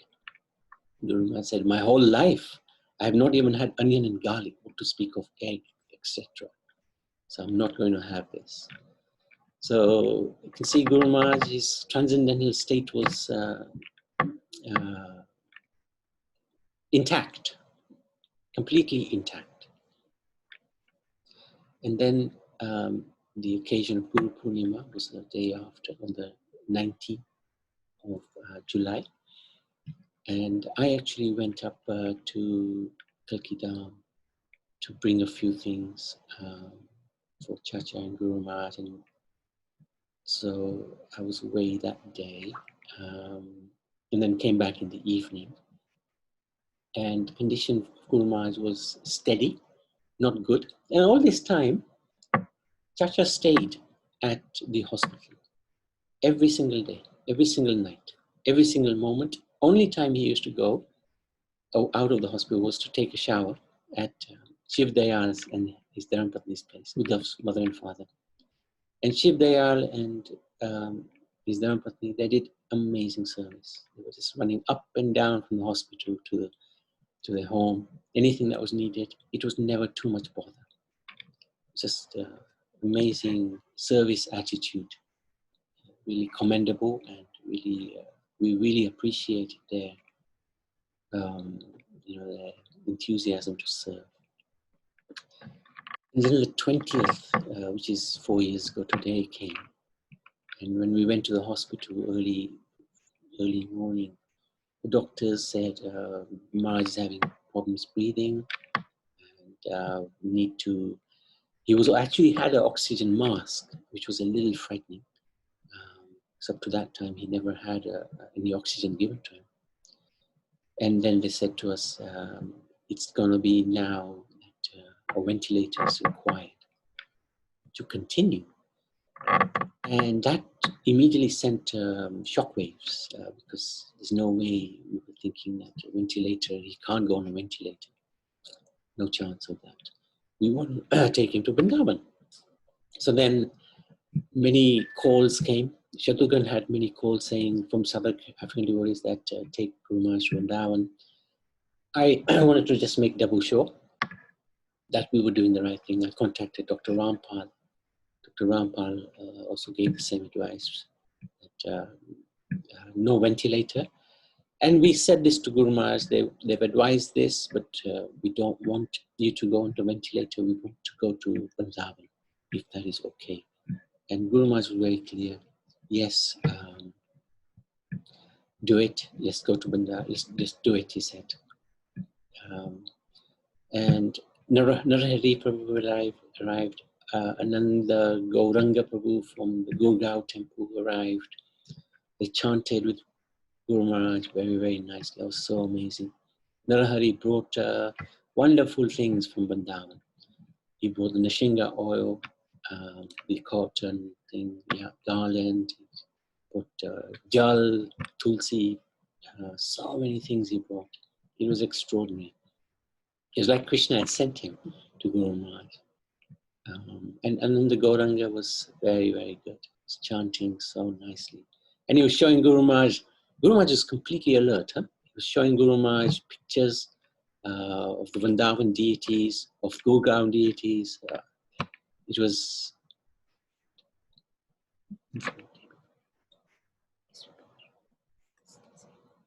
Okay. So, and at that time, so we decided to tell the hospital, we want to leave for Vrindavan. And they said, yeah, no problem, pay the bill and we'll do the paperwork. How long it'll take? 2 hours. And we said, no, you got 5-10 minutes to get everything done and we're going to leave. And of course, we realized that how are we going to go? We need an ambulance with a doctor and a nurse. That was another 2 hours. So we did a lot of shouting, screaming, and eventually, I think within an hour, we were out of the hospital. Even that was too long, but that was better than the 2 or 3 hours that they would have taken normally. Shiv Dayal Prabhu did an amazing service again. He paid the bill for the hospital, otherwise they wouldn't let us out. So that was like a couple of lakhs, and that was no mean feat. And once we were just leaving the hospital, the ward, and at that very moment, Shivram Maharaj rang. That was amazing timing. And Guru Maharaj couldn't take the call, but he was completely alert. So Shivram Maharaj asked me to convey that he wanted to apologize for Guru Maharaj for any offenses, and he wanted him to wish him a safe journey back to Krishna Lok. It was such a sweet call. And Guru Maharaj was listening, and he was just doing it, accepting what Shivram Maharaj said. So that was really good. Then we were eventually got into the ambulance. And there was a big picture of Gopalji, which Guru Maharaj had sight of in the ambulance, which is Krishna's arrangement, no doubt. So Gopal with Gomata, as always. And as the ambulance was slowly making its way, there were quite a few bumps on the way. Of course, we know Bharatiya roads can be a little tricky sometimes, as roads everywhere. And it was going towards Vrindavan. We entered Koshi, and at that time, we could see Guru Maharaj. The eyes, they were getting weaker, and the monitors were showing different signs, difficult, challenging signs. And when we arrived at Koshi is when he left. He left the body at that time. He left for the spiritual world. It was a shocking moment. So Chacha was there, Shatrughan was in the ambulance. Narahari and Shiv Dayal, they'd just gone home to bring Guru Maharaj's things, and some of their own personal, Shiv Dayal's personal things to come to Vrindavan. And we reached Pachbhumi at 3 o'clock. Actually, Shivram Maharaj rang pretty much just after Guru Maharaj left. And he gave some really amazing, comforting advice about what we should do, how we should keep the body cold. And he also asked, what's your plans? Is it going to be samadhi? You're going to put the body in samadhi or cremate? And I said to Shiva Maharaj that Maharaj's desire was to be cremated. And he asked, does he have a will? So, phew, what sort of question is that? And we don't know. I don't think so. He said, well, what if the family contest that you should not cremate? I said, well, we'll take our chances, Maharaj. But that's what Guru Maharaj wanted, so we will do that. And he said, well, in that case, you need to cremate straight away. That's the tradition. And of course, by this time, we'd realized that many devotees were coming from the UK. And also, we were informed, I think by Guru Maharaj, that we should not cremate on a Thursday. So this happened on a Wednesday. So I explained that to Maharaj. And I asked him, please, can you come and help us? And he said, yes, I'll come. It was amazing. Came all the way from Mayapur. And it took him near on 24 hours to reach us. So really amazing effort. And his health isn't necessarily that great. So then we went in Vrindavan. Dharamatma met us at the hospice, and they'd already made the arrangements for the room to be sorted out. The Kirtan party came. Sharanga Thakur was also there. He's a very, very sweet devotee. And they did wonderful Kirtan. And then the following day, it was a tough night actually. Following day, many devotees started coming from around the world. That was nice. On Thursday, then we had many meetings to deal with how we're going to go forward on the following day. We met at our ashram. Then we met the head pujari of ISKCON Vrindavan. What was his name? I've forgotten his name now. Very sweet devotee. He lives actually very close to our Guru Maharaj's ashram.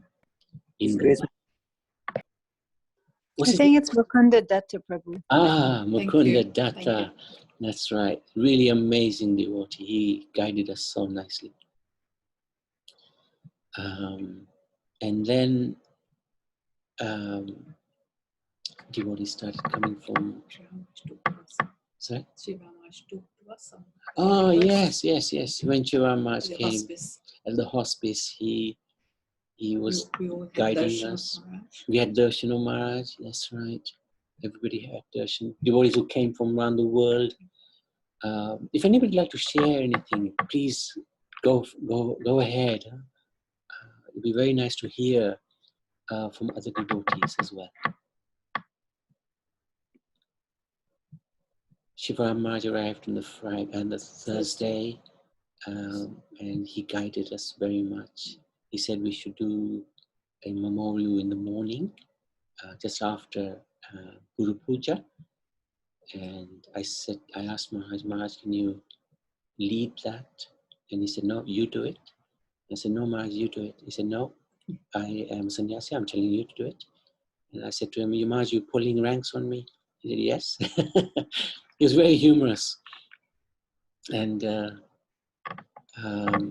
Bibi Govind Swami also, Shiva Maharaj said he's coming as well. Because there was a lot of affection between Bibi Govind Swami and Guru Maharaj. He used to call him the Bengali tiger, wasn't it? Something like that. And then the actual day, so on the morning, we did, in fact, we had meetings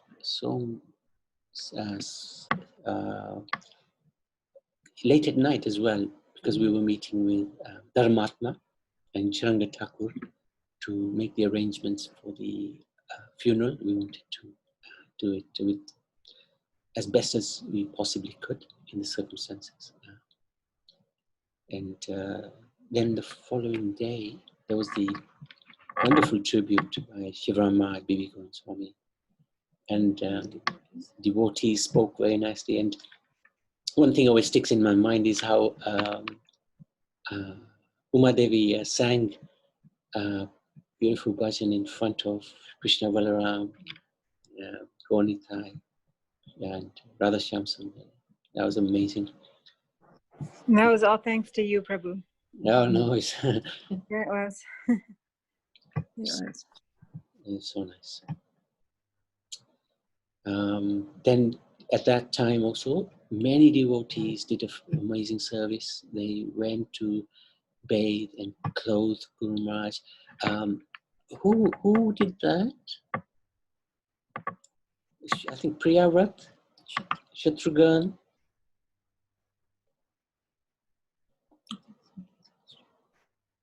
Surinder Prabhu came on the Thursday. He arrived with Rakesh,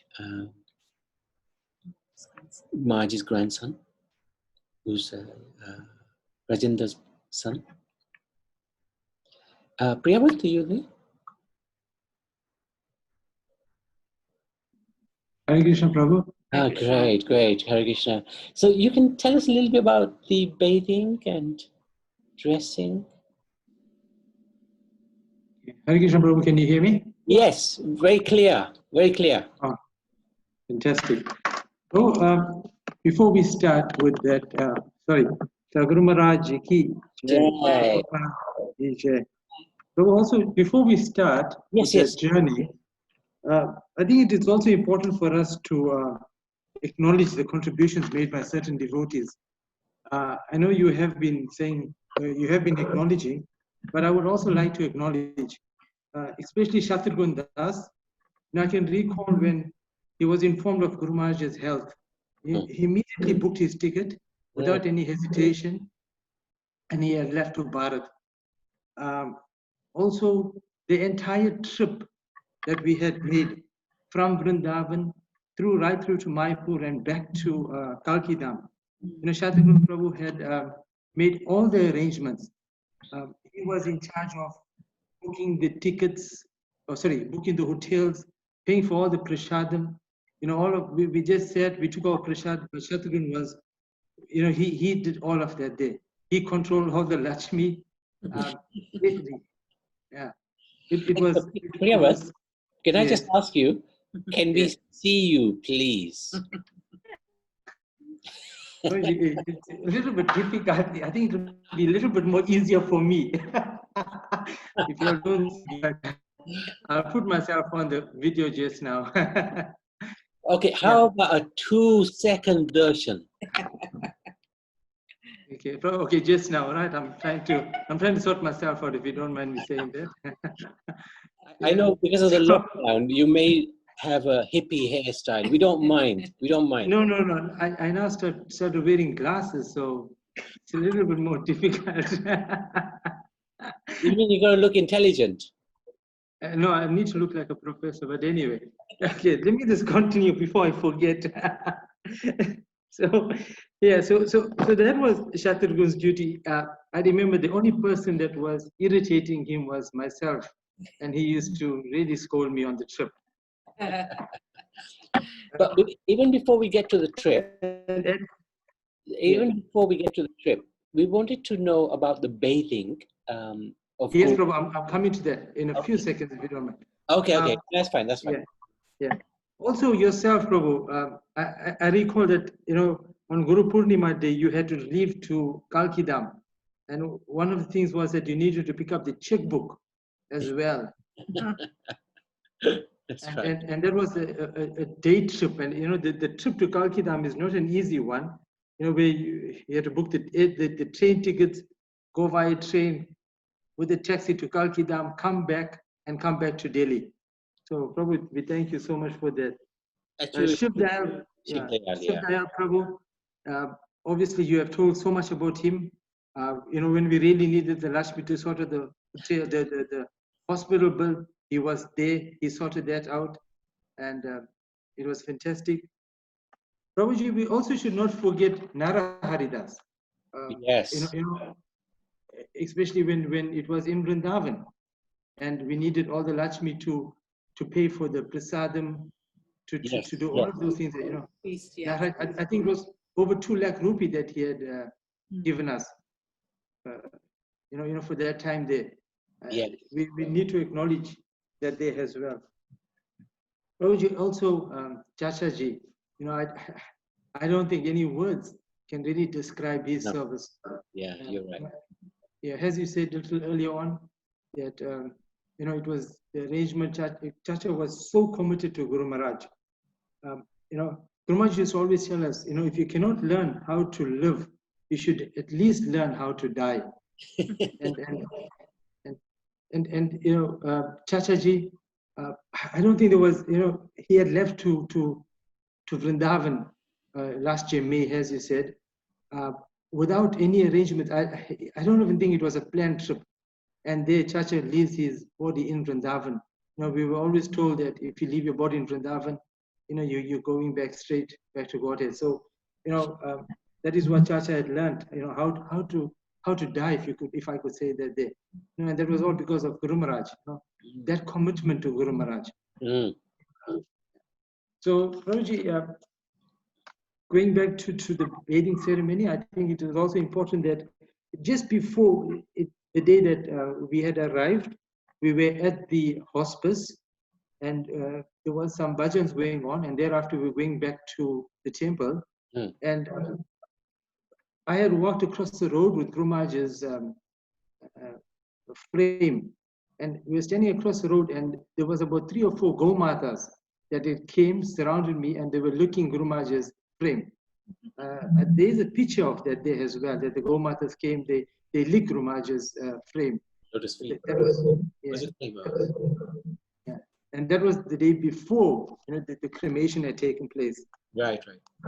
Yeah.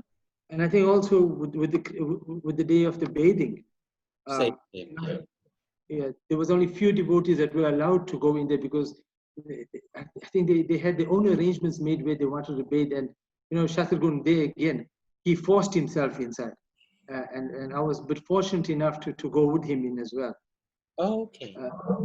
Yes. Shatragun, if you remember, I'm sure you can also elaborate on that. I know Chacha was in there giving bathing. Yeah. And also, you mentioned a little earlier on, Guru Maharaj's grandson. He had given a wonderful tribute as well in the temple room. Yes, you're right. Yeah, he spoke about when his friends used to come across to go and play football. Guru Maharaj used to make them sit and chant the entire time. I remember that day. So that is what I can recall on those days. Obviously, for the cremation, when we were going to the cremation ground, the Gomatas also came on that day, and they licked Guru Maharaj's feet. Sorry about that. Actually, I don't know if you can see this. Can you just see this? Yes, I can. Yeah, let's just play this. It's a short video.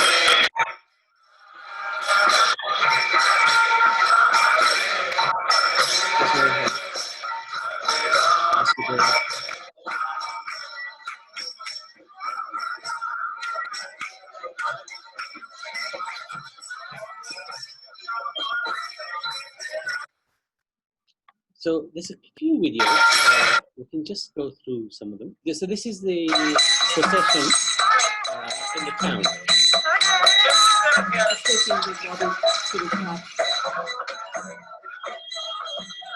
And this is where Gomata came and he isn't it? Yes. Somewhere, it was before this, bro. Before that, yeah. Yeah, before this. This is Shiva Maharaj.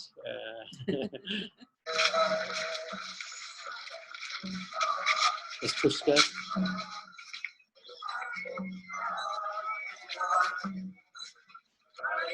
Chand.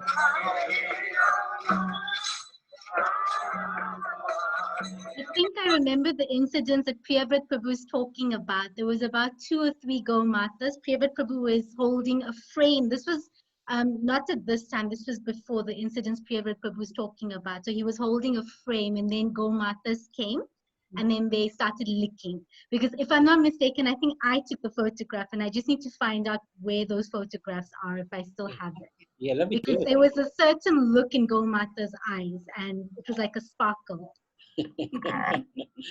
Yes. Amazing, amazing. Thank you for sharing that. And then this is Surrender. Chacha is there.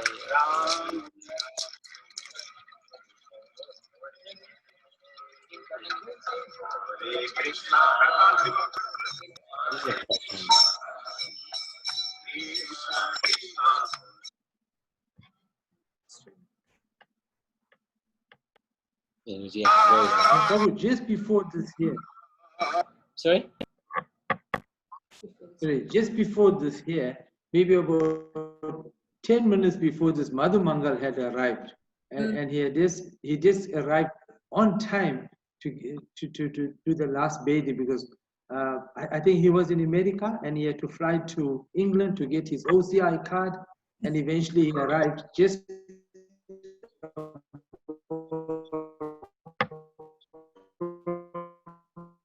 You're cutting out, Priyavra.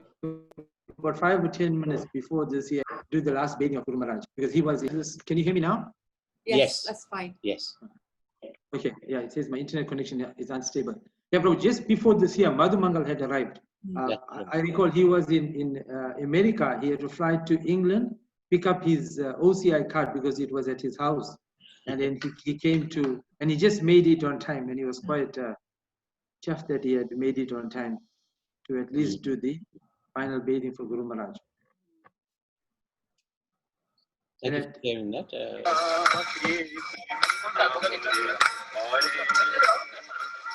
This Shavanga Thakur is the devotee in orange. Very special devotee.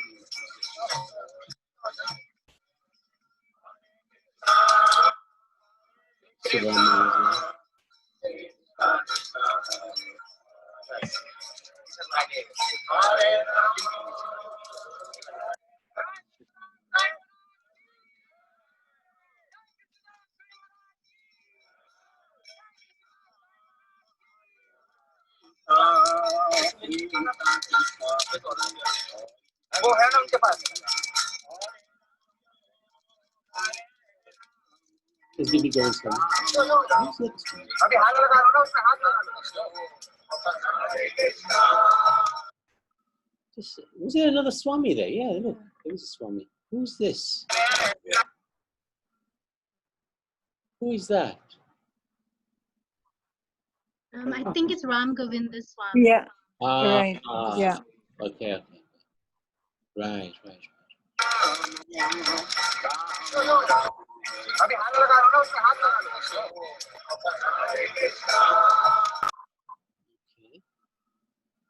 Now, at this point, I think devotees saw something extraordinary, and it'd be nice if that can be shared. Prabhuji, at this point also, we must also acknowledge Ansuya Mataji. She had sat at the ground until the entire cremation was over. I think she was the only one that was sitting there. And she had seen a blue light burst up into the sky. Yes. I think Atri is on the, you see, and that's what she had told us because she had sat here for the entire time that the cremation was going on. But she wasn't the only one who saw that. I think that we all saw it, yeah. You saw it? Yeah. So say. This is, yeah, we just saw some purple. Something special. Yeah, smoke just coming out, rising up into the sky. Let's see what this video is of.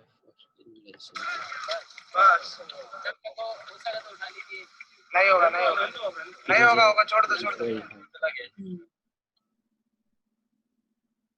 So this is pictures from Shatugan this morning.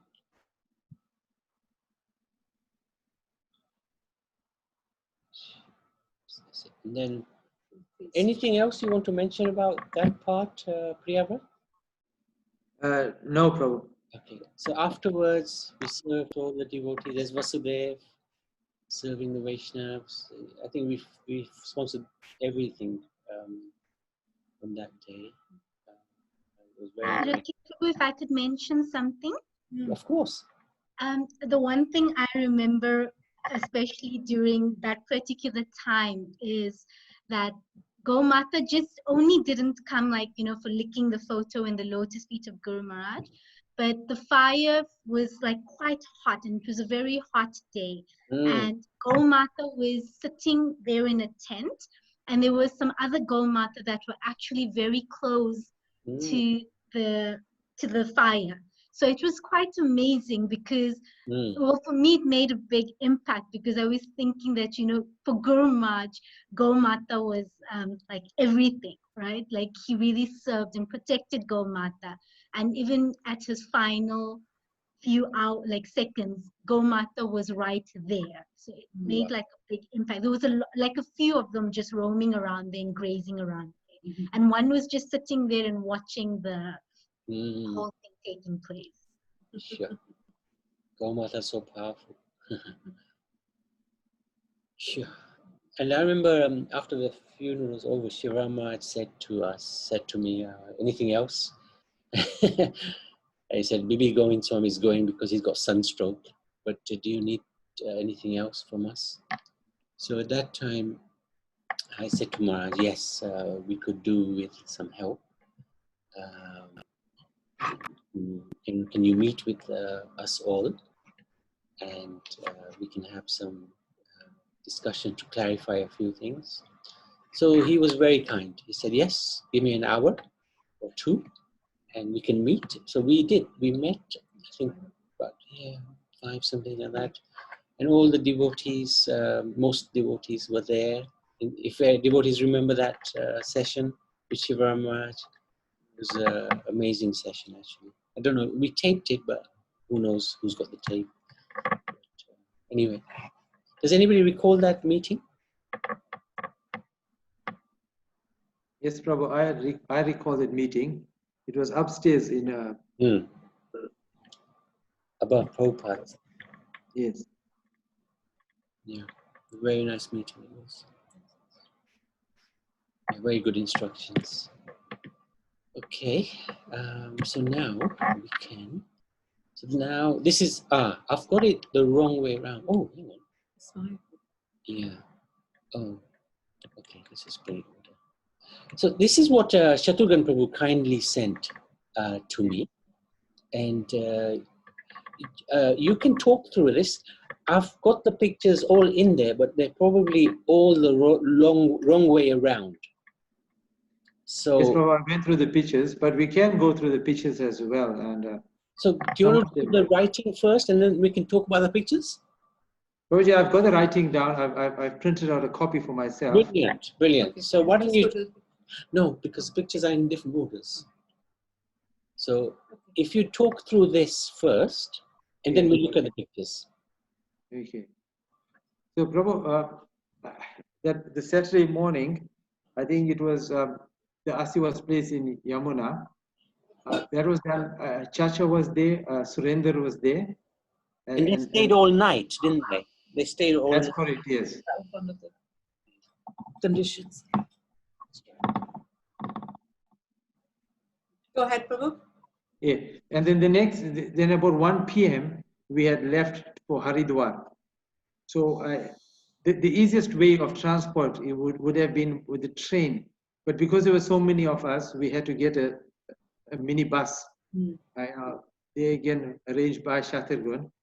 There was almost 10 to 12 of us that was traveling, and on our way to Haridwar, it was quite late in the evening.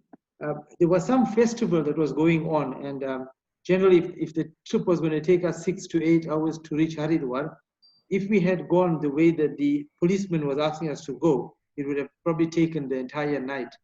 And I can still recall that Shatrughan and Suya and them would ask the driver to park in the side of the road, wait for the police to turn the heads over, turn the back, and try and sneak through that so that we could continue the journey, and such that we were able to do that.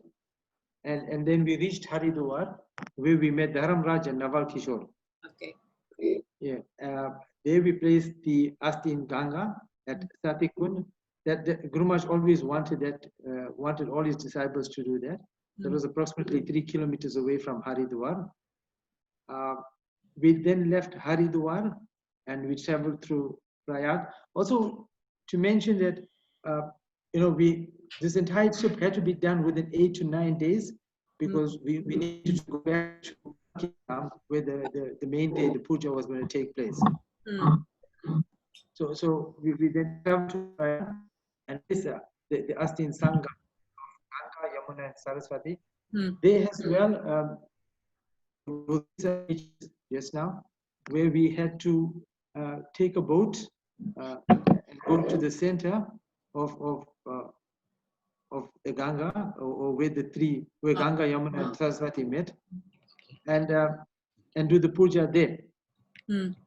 So when we reached there, that's the time when the locals would start negotiating the prices, and the boatmen couldn't do anything at that time. So I'm trying to find that picture. I'm trying to find the picture. Yeah, it was before, after this.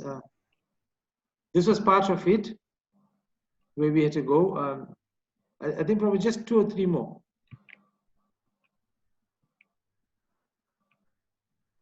This is Haridwar. No. After this, yeah. This is it, isn't it? Sangam? This is the place. Sorry, the one before this, 2 before this. Yeah, here as well. Yeah. This one? Yeah, this was the one where we were in the center. Yes. Well done. Yeah. Brilliant. So from there we then traveled to Varanasi. The Asti was placed in Varanasi. Right? This is in the Sangam. This is in the Sangam, yes. And you two are called partners in crime. So what are you doing here? This is where, remember, Answay was also part of it because she's on the left here. This is where we had to place the Asti as well, in the center. Right. Yeah, and when you got in here, we had to pay for this, for them to assist us. I think it was about 500 rupees or 1,000 rupees. Wow. Okay. And they wouldn't allow us to come out if we didn't pay them. Yeah. So. And there's Maitreya, isn't it? Maitreya. Yeah, it's correct, yes. Wow. So this is all part of that. Yes. And there's Narayan. Yes. This is again, same thing.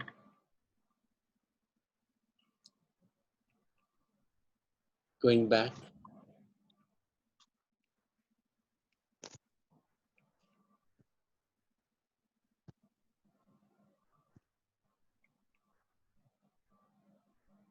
Okay, Atmadarshini in this. Vasudeva. Never Krishna. This is the original trip. Yeah, this was the bus. We started, yeah. Okay, so where is this? Is this Varanasi now you're looking at? Well, I think this here was Haridwar. Okay, so this is still Haridwar. Okay. Yeah. I think this is Haridwar. And this is Haridwar. Yes. Yeah. That's Ram Durala. Ramdula.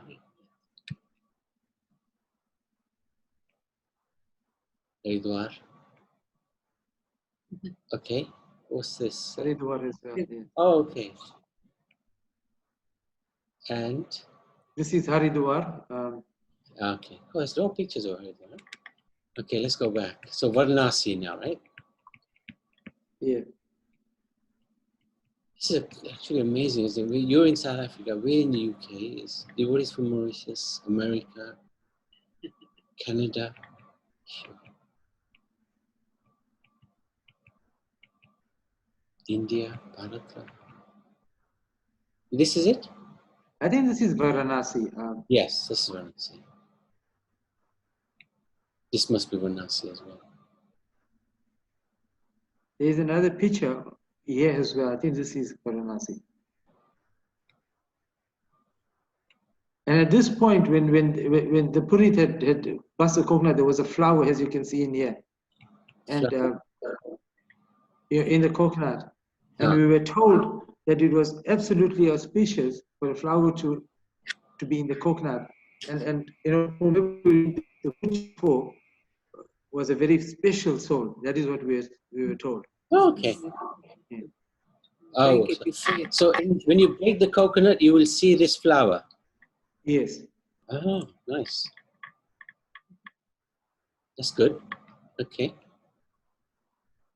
Okay. And then from here, Prabhu, there was a few devotees, Parshuram, Maitreya, and Ramdolar, whom had gone to Ayodhya. Wow. Amazing. Yeah. Yeah. And where do the rest go? They had gone to Ayodhya. That was Parshuram, Maitreya, and Ramdolar. And they had taken the Asti to Ayodhya. At that time, I think it was Krishna Prem, Anuradha, and Madhumangal had also left back to England. Okay. Yes. After Varanasi, when we were leaving to Mayapur, we were leaving to Gaya. Gaya. This is Gaya, right? Had left. This is Gaya. Oh, yes. Yes. And this is the Sarayu. This is no. This is the Palgu. Palgu. Yeah. And there's Narayan Prabhu having a dance, eh?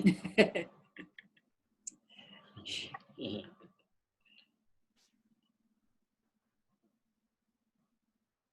Yeah, this is Gaya.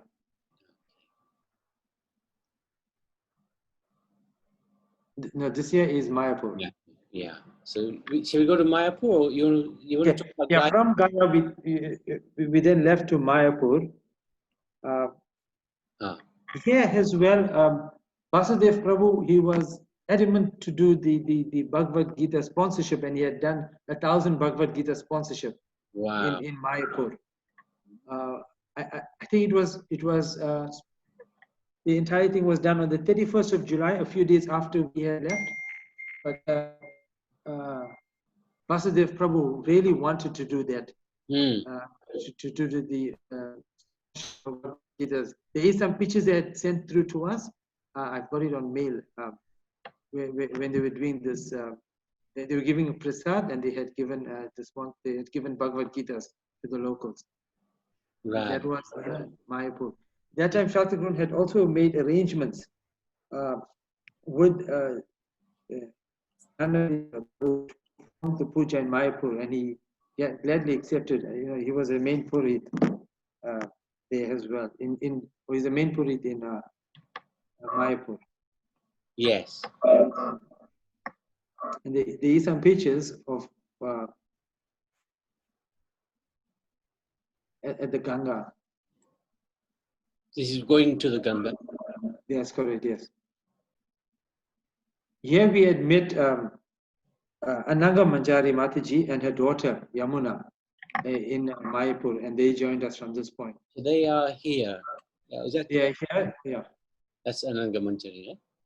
That's the one. Yes. And this Mataji on the left, on my left, she's also from South Africa, and Gumash was very fond of her. Where is that? Here. That's Patipavni. Patipavni.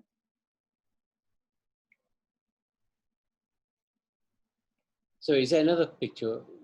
Yeah, one before this. The Mataji on the left. Yeah. Here? No. Back to when you showed me Ananga Manjari. The Mataji on this picture here. Which one? This one? No. Mataji. This one? No, before this. Oh. This one here, yes. This Mataji. Her name is Padiyavali Mataji. Oh, you're still with us, Atma. Okay. Yeah, I'm leaving now. Yeah, from South Africa. It was just too tempting. Very good, very good. Okay. Okay, so then this is Pakajajanya, right? Yes. In the puja. He was very happy to do this, wasn't he? Yes.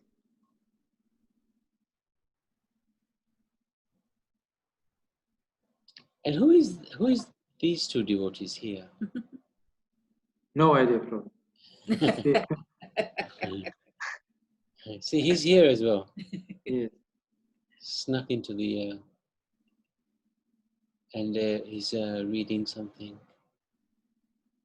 Prayers.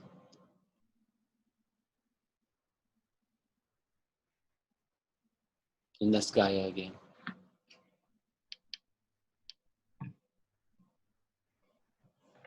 This is Gaia. Yeah. Anything else?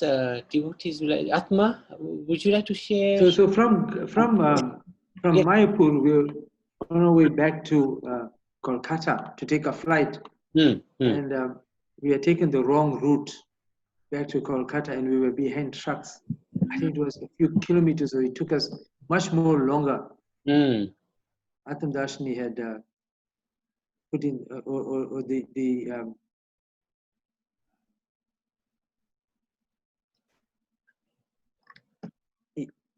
yeah, we are taking the wrong route. We're taking the longer route, I think it was. Or it showed the shorter route on the Google Maps. GPS. Yeah, but that was where all the trucks were. And there as well, we were getting Shatrughan upset, or I was getting Shatrughan upset. So I got chastisement for that as well.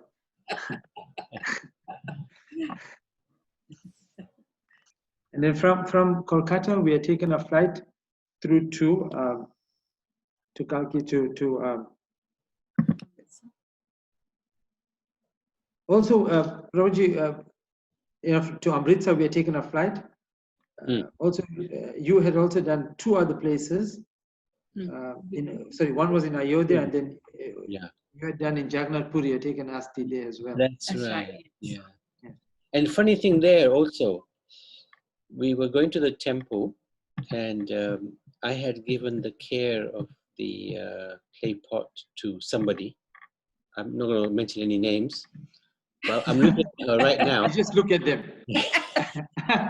And she'd accidentally left it in the rickshaw. And you can imagine, rickshaw in Jagannath Puri. And we were in the temple. And, okay, where is it? Oh, in the rickshaw still. So I ran out, and by the Lord's mercy, we found the rickshaw man. And then we did the ceremony in the temple. And then after doing the ceremony, we went to the sea. And that was actually very amazing, because we put the Asti in, and immediately the whole lot of water came. I was submerged almost into it, and it just went. Yeah, just everything went. So that was amazing, actually. That was unusual, very unusual. So you went to Kalkidam. Yes, from Mayapur, we had gone to Kolkata, taken a flight through to Amritsar, and then taxi to Kalkidam. Amazing effort, amazing effort. And Kalkidam, what did they do? They fed Brahmins and... Yeah, they had done the final puja on the 11th day, if I'm not mistaken. Then they fed the Brahmins, they had fed the locals on that day, yes. Okay. Okay. Anything else, Priyavat, you'd like to share? So, yes, Prabhu, there's three instructions that really stand out for me. We have done all of these things here. We tried our level best to do whatever Guru Maharaj wanted. And, Shantaguru knows exactly what Guru Maharaj wanted and where it needed to be done. And he had taken charge of that day, and it was fantastic. But there's three instructions that really stand out for me, that Guru Maharaj had made. One was cooperation. Guru Maharaj said that we should cooperate with each other, cooperate with authorities as well. Very important. The second one was, whenever we go to Bharat, we should make it our duty to visit Kalkidam. Guru Maharaj really, I don't know how to say it, but Guru Maharaj really wanted us to visit Kalkidam. If we were in Bharat, we're making so much of arrangements, we're going to Bharat, but at least visit Kalki Dham. And I can recall Chacha saying as well, is that even if you cannot come here for a few days, at least come for a few hours. You know, it really pleases Guru Maharaj if we do that. And the third thing is, you know, contributions to Kalki Dham. You know, we heard Vrindavan projects. You know, Srila Prabhupada didn't want the temple to close. You know, with the lockdown, what is happening in Vrindavan, but also, you know, very few devotees, or you know, Kalki Dham also does not have much in terms of Lakshmi. And Guru Maharaj used to always tell us that each country should have a bank account in Kalki Dham. And devotees should put Lakshmi into that account. And when we go to Kalki Dham, then we should spend the Lakshmi from those accounts there. You know, I can still recall Guru Maharaj telling me that day. And so there's accountability. And Guru Maharaj always used to tell us that at least for Ram Navami, if you could come to Kalki Dham for Ram Navami. But remember is that whenever we can, whenever we go to Bharat, we should try and make it our duty to visit Kalki Dham. And this is where you are amazing, as you commendable for your service, like we talked, you know, and you your contribution is very, very good to Kalki Dham. So I'd like to thank you. That really helps a lot. At the moment, I think because in Vrindavan there's such a crisis, because you know they employ, like they have so many devotees to look after, so many Gomatas to look after, and it's so dear to Prabhupada. I think we're looking just to give them a hand now. Not that we can do much. What we can contribute is going to be a drop in the ocean. But Vrindavan is very special. It was very special to Guru Maharaj as well. So we're just trying to do a little bit for Vrindavan at this moment in time. But I know Kalki Dham, you also have contributed very, very nicely. It's very, very good that you're doing that. Really, really good.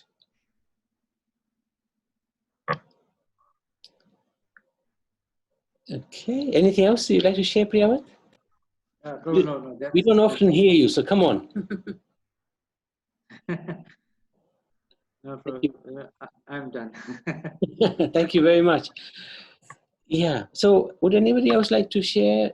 Atma Devi? She's gone. Oh, she's gone. Uma Devi? Shatugna? He's always quiet. Atri Rishi Prabhu? Is he there?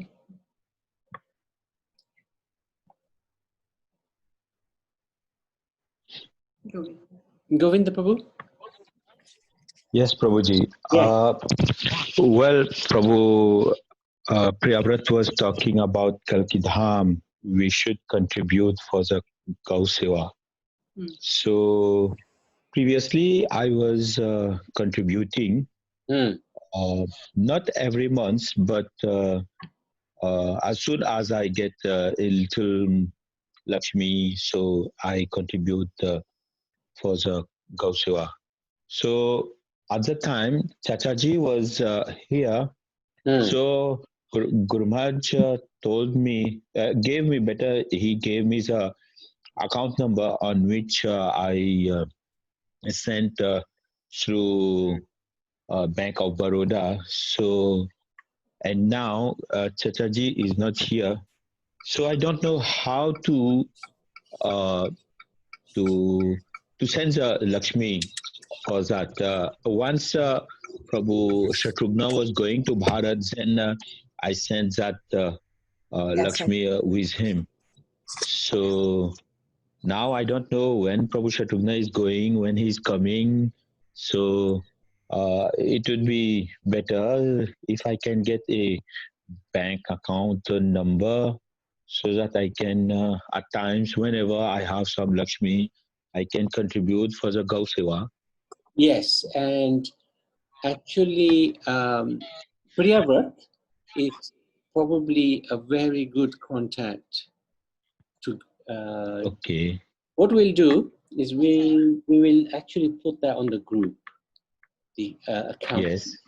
Yeah, so that you have it available. Okay, that will be very nice. Yeah. That will be very nice.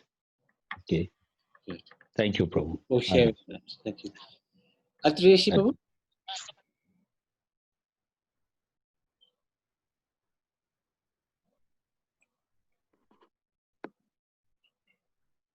Oh, Maitreya Prabhu, you'd like to share anything? Oh, I was very happy. I went to Ayodhya with ushers. Yes, yes. Tell us Guru about Maharaj. Yes, but we as Prabhu Govinda is saying, the contribution for Gau Mata is very, very important. And we should know how to make it easy for us now. Chata is not here. And tell us about Ayodhya. Ayodhya, me and Prabhu Ramdurar, we went there. It was very, very peaceful for us. We were very happy. We light lamps and put flowers and we make a prayer for Guru Maharaj and put the ashes, the water. It was very nice. Very incredible. Yeah, no, thank you for doing that seva. Very, very nice. Very good seva. Ayodhya was one of Guru Maharaj's pet places. Especially he used to go there in the early days when he used to go to Bharat, back to Bharat. Okay, Atri Rishi Prabhu, you would like to share anything? Hare Krishna Prabhu. Hare Krishna devotees. Yeah, Mataji. Hare Krishna. Hare Krishna Prabhu. How are you doing, Mataji? Very well, thank you, Prabhu. Hare Krishna devotees, please accept my most humble obeisances. All glories to Srila Guru Maharaj and all glories to Srila Prabhupada, and all glories to my wonderful God family. Navinandan Prabhu, thank you so much for arranging. It's everybody together.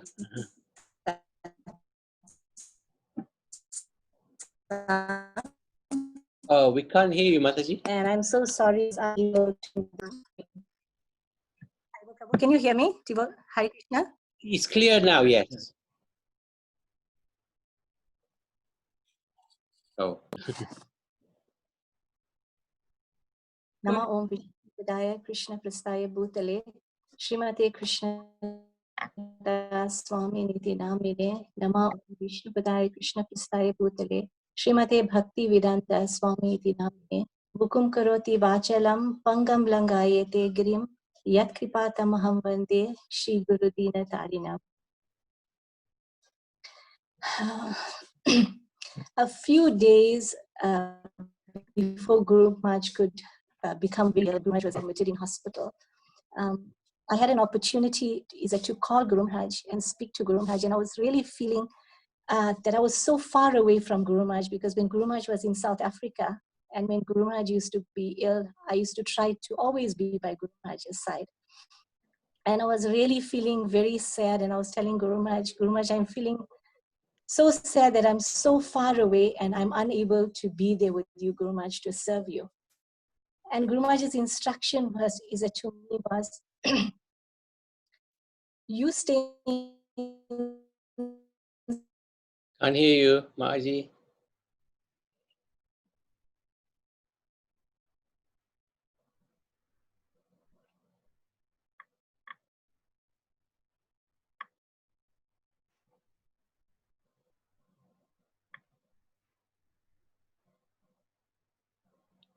Dharamraj, if you're there, you can just let Mataji know we can't hear her. I'll call them now. Yeah. Okay.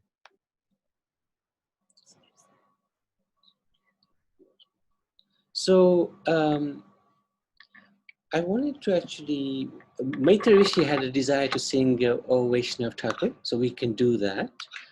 But just before we do that, if Mataji comes back, she can give us the nectar she was going to share. However, I was going to say, I did ask at one point to Guru Maharaj, how should the disciple behave when the spiritual master leaves?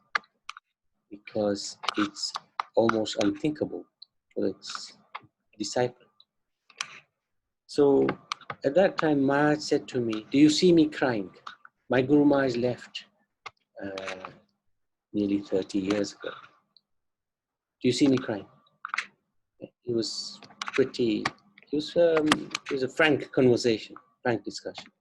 I said, no, Maharaj. I said, why do you think that? How could I answer that? That was a little tricky question to ask me. Stayed silent. So,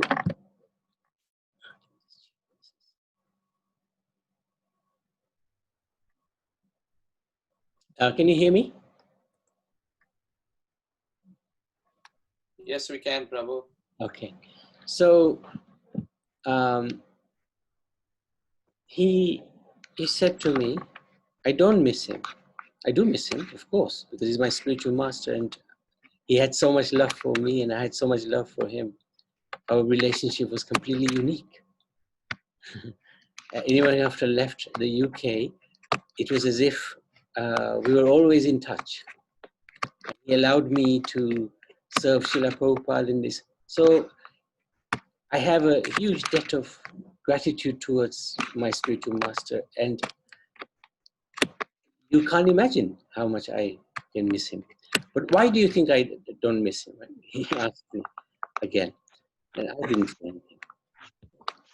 Because I knew he was going to advise me, and it was going to be good advice. He said, I don't miss him because I keep busy in my service. He's given me instructions, and I serve those instructions. I don't have time to be missing him because I am serving his instructions. I am serving him. I am always with him. That was a pretty powerful message from Guru Maharaj. And we can also learn from that message and take that message to heart. Yes, of course, you know, in the physical presence of the Guru is difficult to take. The physical absence of the Guru is difficult to take. But if we immerse ourselves in his instructions, what he's told us, asked us to do, then where will the time be to cry, where is my spiritual master? There won't be any time because we'll be always with him because we're serving his instructions. And if we're missing him, this was another thing Guru Maharaj added. If I'm missing my Guru Maharaj, that means I'm doing something wrong. I'm doing something wrong. I'm not following the instructions properly. Something's not right. Because his Vani is much more important than his Vapu. So if I'm missing his Vapu, that means I'm doing something wrong regards his Vani. So we have to try to follow Guru Maharaj's instructions. And every one of us he's always given instructions to every single one of us. And they're all unique. They're all different instructions according to our capacity. So if we recall those instructions, follow those instructions, and really immerse ourselves in those instructions, then there's no question of missing him because we are with him through those instructions.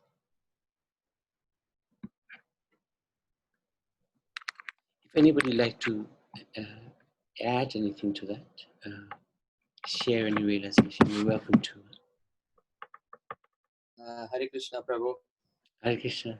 Prabhu, I'd just like to share a little bit on the journey we were on after the cremation, after the final rites of Guru Maharaj. It was a very difficult journey. Naval Kishore Prabhu and myself, we met we couldn't make it for the actual final rites, but we met up with the devotees in Haridwar. So they left from Vrindavan, and we met up with them in Haridwar. And as Priyavrat Prabhu had mentioned, it was an extremely long journey. I think it took us about 8 to 9 hours from Delhi to Haridwar. The traffic was just backed up till it was like going on forever. When we eventually arrived at Haridwar, we went to Kanka, we did the immersion in Kanka. And then when we went to Allahabad, to Triveni Sangam, we arrived in the afternoon, and the sun was just about to set at that time. And there ended up being a huge friendly debate in our vehicle as to what we should do. Some devotees were saying, let's think what Guru Maharaj would do. We should be in the mode of goodness. We shouldn't, because the traffic was so crazy in the city. And at every moment that Narayan Das Prabhu had, he was going out of the vehicle and literally directing traffic. And we were getting so worried for him because he might get knocked. He was actually acting as a police official, directing traffic so that we could go through. Wow. And then I remember Vasudev Prabhu and myself were asking the locals, how do we get to Triveni Sangam? And in Bharat, how the locals, they just nod their head in that direction without actually giving you proper directions, turn left, turn right, go straight. And the driver obviously had no idea because he was from Vrindavan.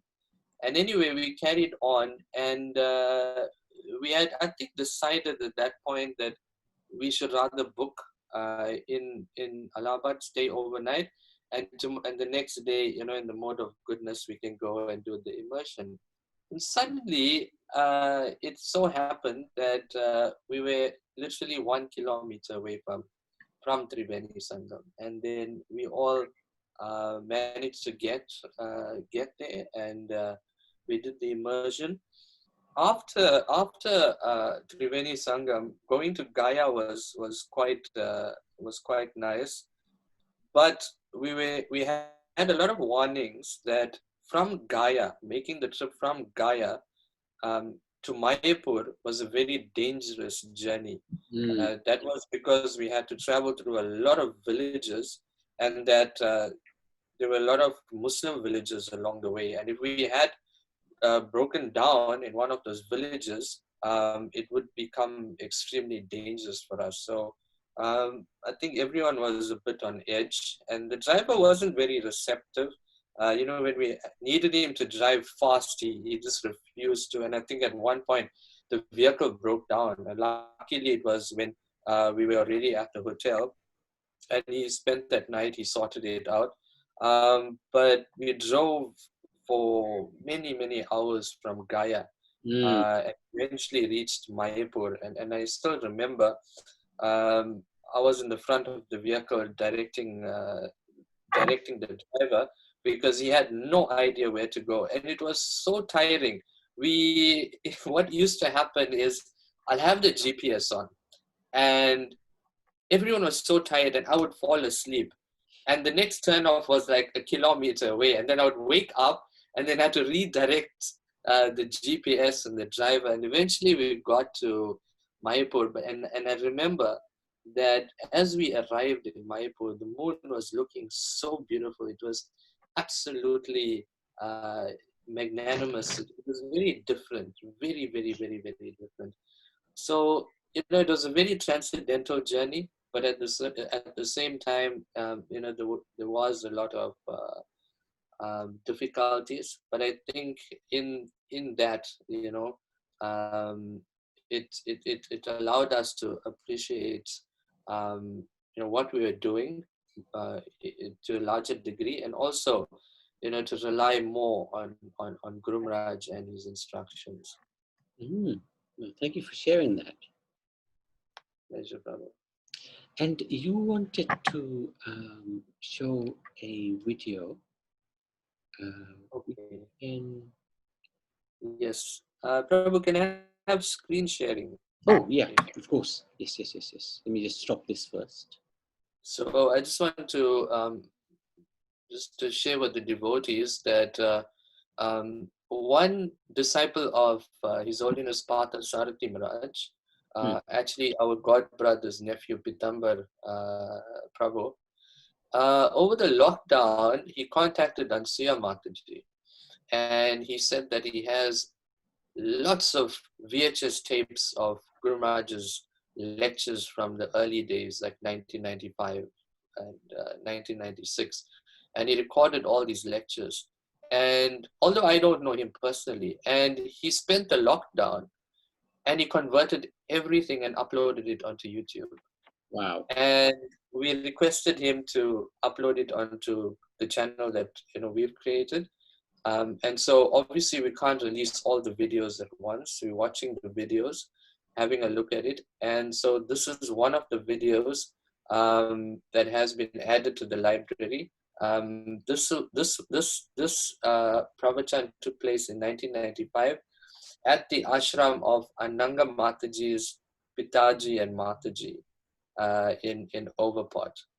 So I'm just going to go onto YouTube and play a 5-minute clip just to as a teaser, so that just give me 1 second.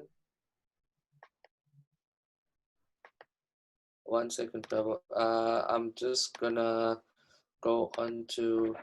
Should I mute my? Will you still hear it if I mute?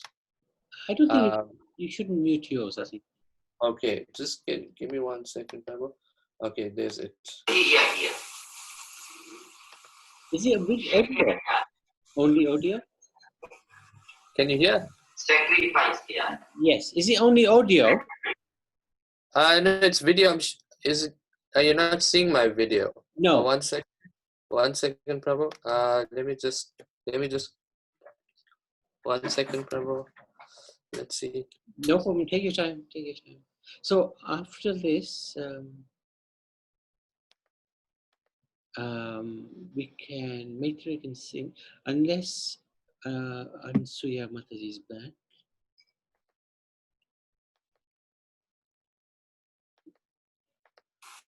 Yes, yes. दूसरे यज्ञ से ये शब्द है अभियज्ञ, जो यज्ञ किया जाता है, यजन किया जाता है, ये सैक्रिफाइस की जाती है. When we perform havan yajna, fire sacrifice, that is to please the Supreme Lord. Hence the other name of Shri Krishna is Yajna Purush. What is his name? Yajna Purush. Yajna Purush. Then you will read Vishnu Sahasranam. Sahasra means 1000. There are 1000 names of the Supreme Lord are given. But after writing those 1000 names, still the scripture is saying, now I am tired. Because there is yet unlimited number of the Lord's transcendental names. But I can't explain. Shri Krishna चंद्र भगवान की यज्ञ पुरुष भगवान की अधियज्ञ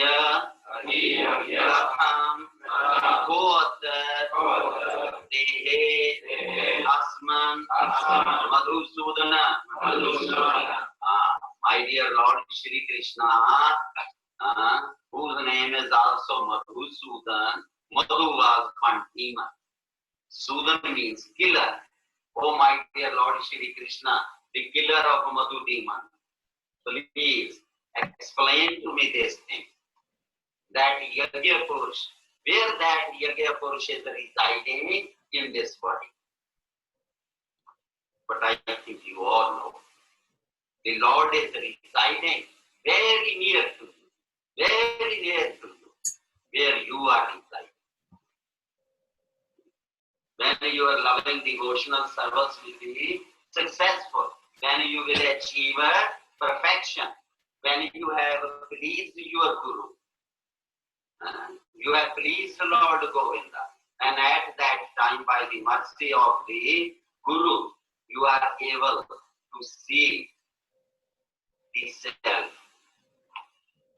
So, and when you will see the self, the soul, then next step of spiritual advancement is you will be immediately. That won't take long time. Whatever long time will take is to realize the self. But when you have realized the self, immediately, then it will take very little time. Then you will be seeing, here is the Supreme Lord, localized, the Supreme Personality of Godhead, Paramatma. That is the ultimate. Shri Krishna Chandra Bhagwan की जय। जब आपको सफलता मिलेगी श्री हरि की पूर्ण भक्ति करने में, उस समय गुरु कृपा से इस स्थान पर आपको श्री हरि भगवान के दर्शन होंगे।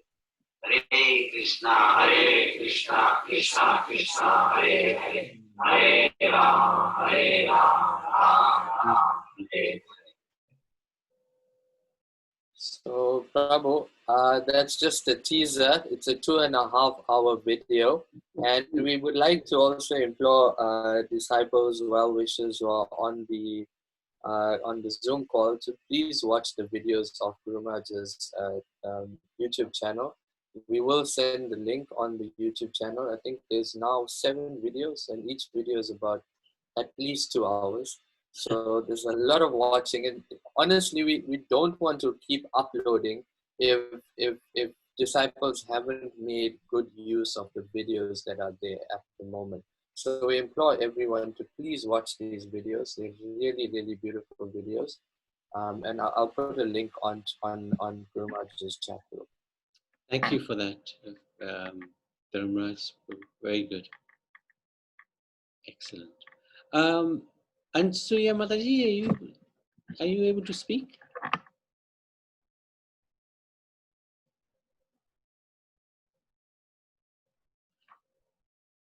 Okay, whilst we're waiting, Maitra Rishi, you would like to sing? Yes, Prabhu. Okay. Well, I would like Pasaram Prabhu to speak a little. Oh, is he here? Yeah.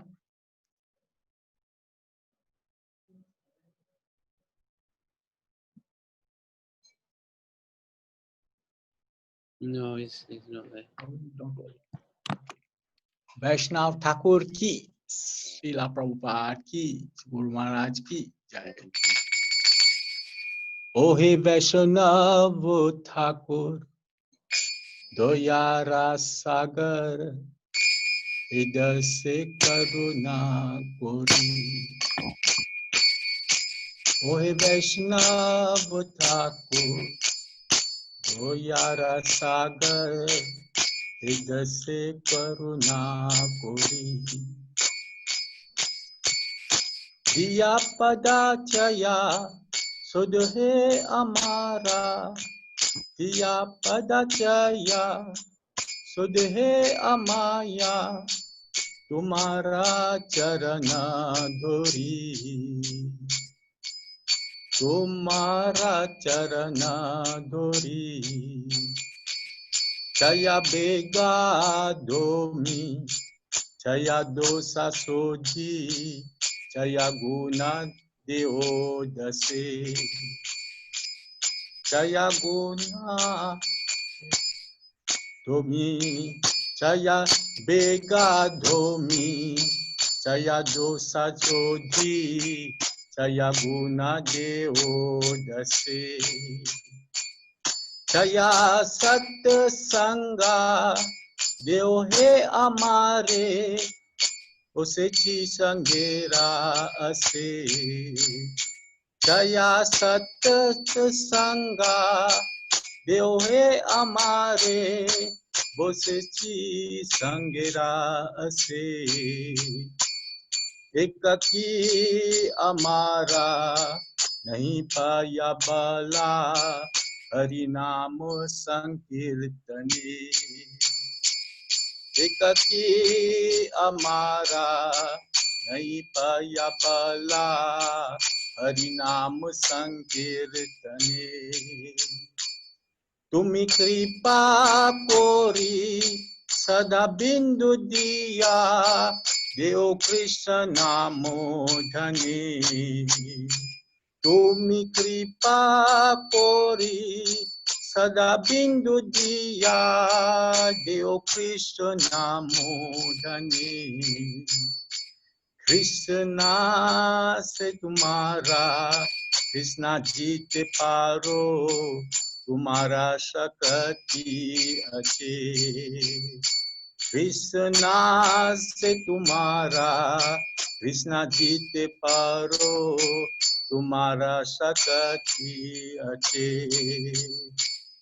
अमितो कंगाला Krishna Krishna बोली जय दबा पचे पचे अमितो कंगाला कृष्णा कृष्णा बोली जय दबा पचे पचे देव वैष्णव ठाकुर दयारा सागर हृदय से करुणा पुरी देव वैष्णव ठाकुर दयारा सागर हृदय से करुणा पुरी दिया पदाचया सिद्ध है अमाया तुम्हारा चरना धोरी दिया पदाचया सुध है अमाया तुम्हारा चरना धोरी जया बेगा दोमी जया जोसा सुधी जया गुना देव जसे जया बेगा धोमी जया जोसा सोधी जया गुना देव जसे जया सत्य संगा देव ए अमारा बुसची संगे राजसे जया सत्य संगा देव ए अमारे बुसची संगेरा असे एककी अमारा नहीं पाया बला हरि नाम संकीर्तने एककी अमारा नहीं पाया बला हरि नाम संकीर्तने तुम्ही कृपा कोरी सदा बिंदु दिया देव कृष्ण नामो धनी तुम्ही कृपा कोरी सदा बिंदु दिया देव कृष्ण नामो धनी कृष्णा से तुम्हारा कृष्णा जीते पारो तुम्हारा शक्ति अच्छे कृष्णा से तुम्हारा कृष्णा जीते पारो तुम्हारा शक्ति अच्छे अमी तो कंगाला कृष्णा कृष्णा बोली दैत पचे पचे अमी तो कंगाला कृष्णा कृष्णा बोली दैत पचे पचे वैष्णव ठाकुर दयारा सागर हृदय से करुणा पुरी देव वैष्णव ठाकुर दयारा सागर हृदय से करुणा पुरी देव वैष्णव ठाकुर दयारा सागर हृदय से करुणा पुरी हरे Krishna Krishna Krishna Hare Hare Ram Ram Ram Hare Hare. Jaya Vaishnava Thakur Goya Rasagar Vijase Karuna Puri. Jaya Vaishnava Thakur Jaya Vaishnava Thakur Vaishnava Thakur Jaya Vaishnava Thakur Jaya Prabhupada Prabhupada Prabhupada Srila Prabhupada Jaya Krishna Das Maharaj Jaya Krishna Das Maharaj Krishna Das Maharaj Jaya Krishna Das Maharaj. Hare Krishna. Shri Vaishnav Thakur ki jai. Well done. You sang that very nicely, Prabhu. Well done. I'm trying, Prabhu. Very good. Very good. So what we can do is, if we can, I know it's getting late in Mauritius, and if Karuna... It's 10 o'clock 10 o'clock. at night. It's late, Yes. especially if you have Don't to... worry. It's a special day for us today. Okay. So let's do Nashinga Kavach, if that's okay with devotees. Okay. We can chant this. And Karuna Vandar is an incredibly expert devotee at chanting, especially chanting this Kavach. So, Karuna, are you still there? Hare Krishna, everyone. Thank you very much, Balaji.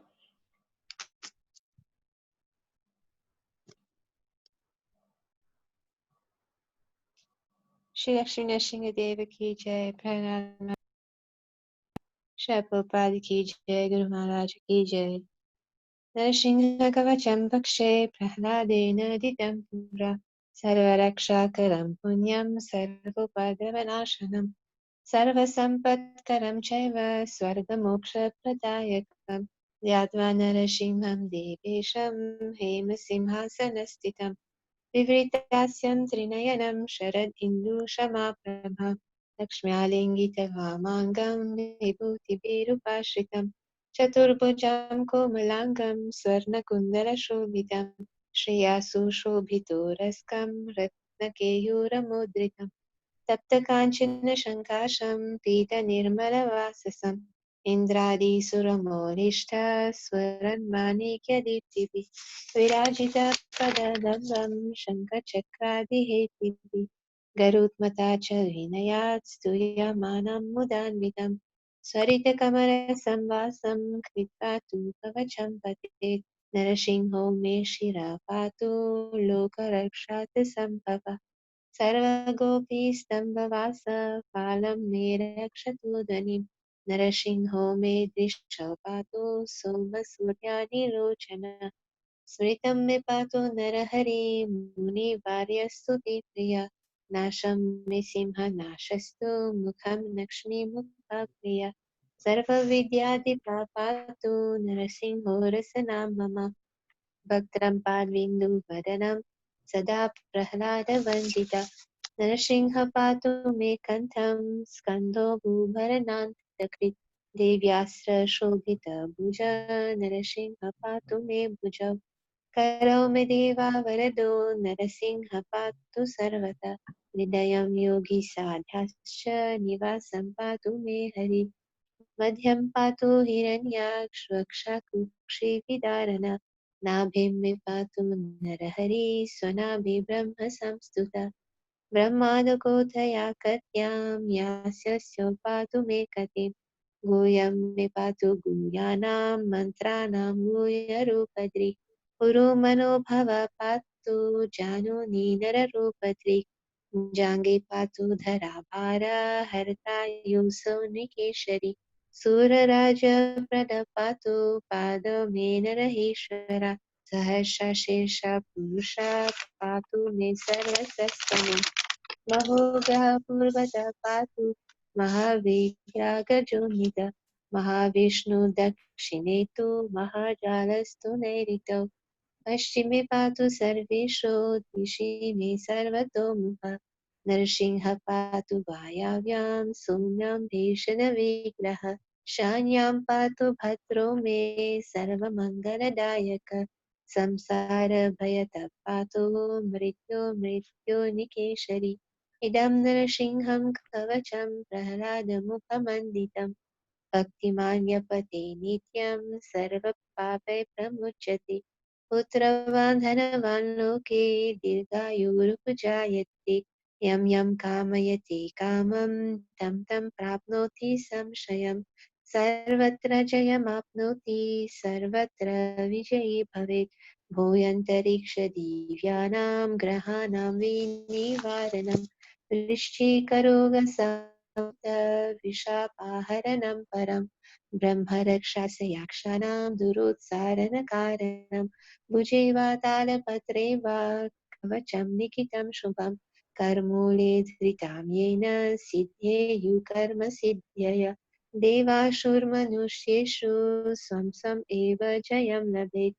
एकसन्ध्यं त्रिसन्ध्यं वा यापते नियतो नर सर्वमाङ्गलमाङ्गल्यं भुक्तिं मुक्तिं च विन्दति 32 पाते क्षुधात्मभिर्निधि कवचस्यास्य मन्त्रस्य मन्त्रसिद्धे प्रजायते अनेन मन्त्रराजेन कृत्वा भस्माभिर्मन्त्रणम् तिलकम्भिर्याद्यस्तु तस्य ग्रहभयं हरेत् त्रिवारं जपमानस्तु दत्तं वर्याभिर्मन्त्रस्य सशरीर्यं नरं मन्त्रं नरसिंहध्यानमाचरेत् तस्य रोगाः प्रणश्यन्ति ये चक्षुषिसम्भव किमत्र बहुनोक्तेन नरसिंहसदृशो भवेत् मनुषा चिन्तितं यत्तु सत्तच्चाप्नोत्य संशयम् गर्जन्तं गर्जयन्तं निजभुजपतनं श्रोतयन्तं हतन्तं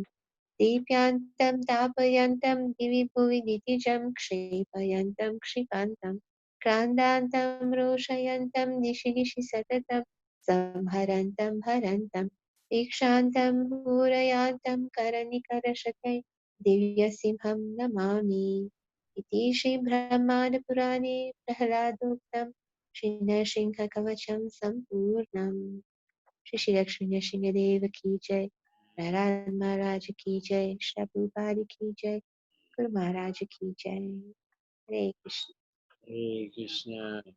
Karuna Bandar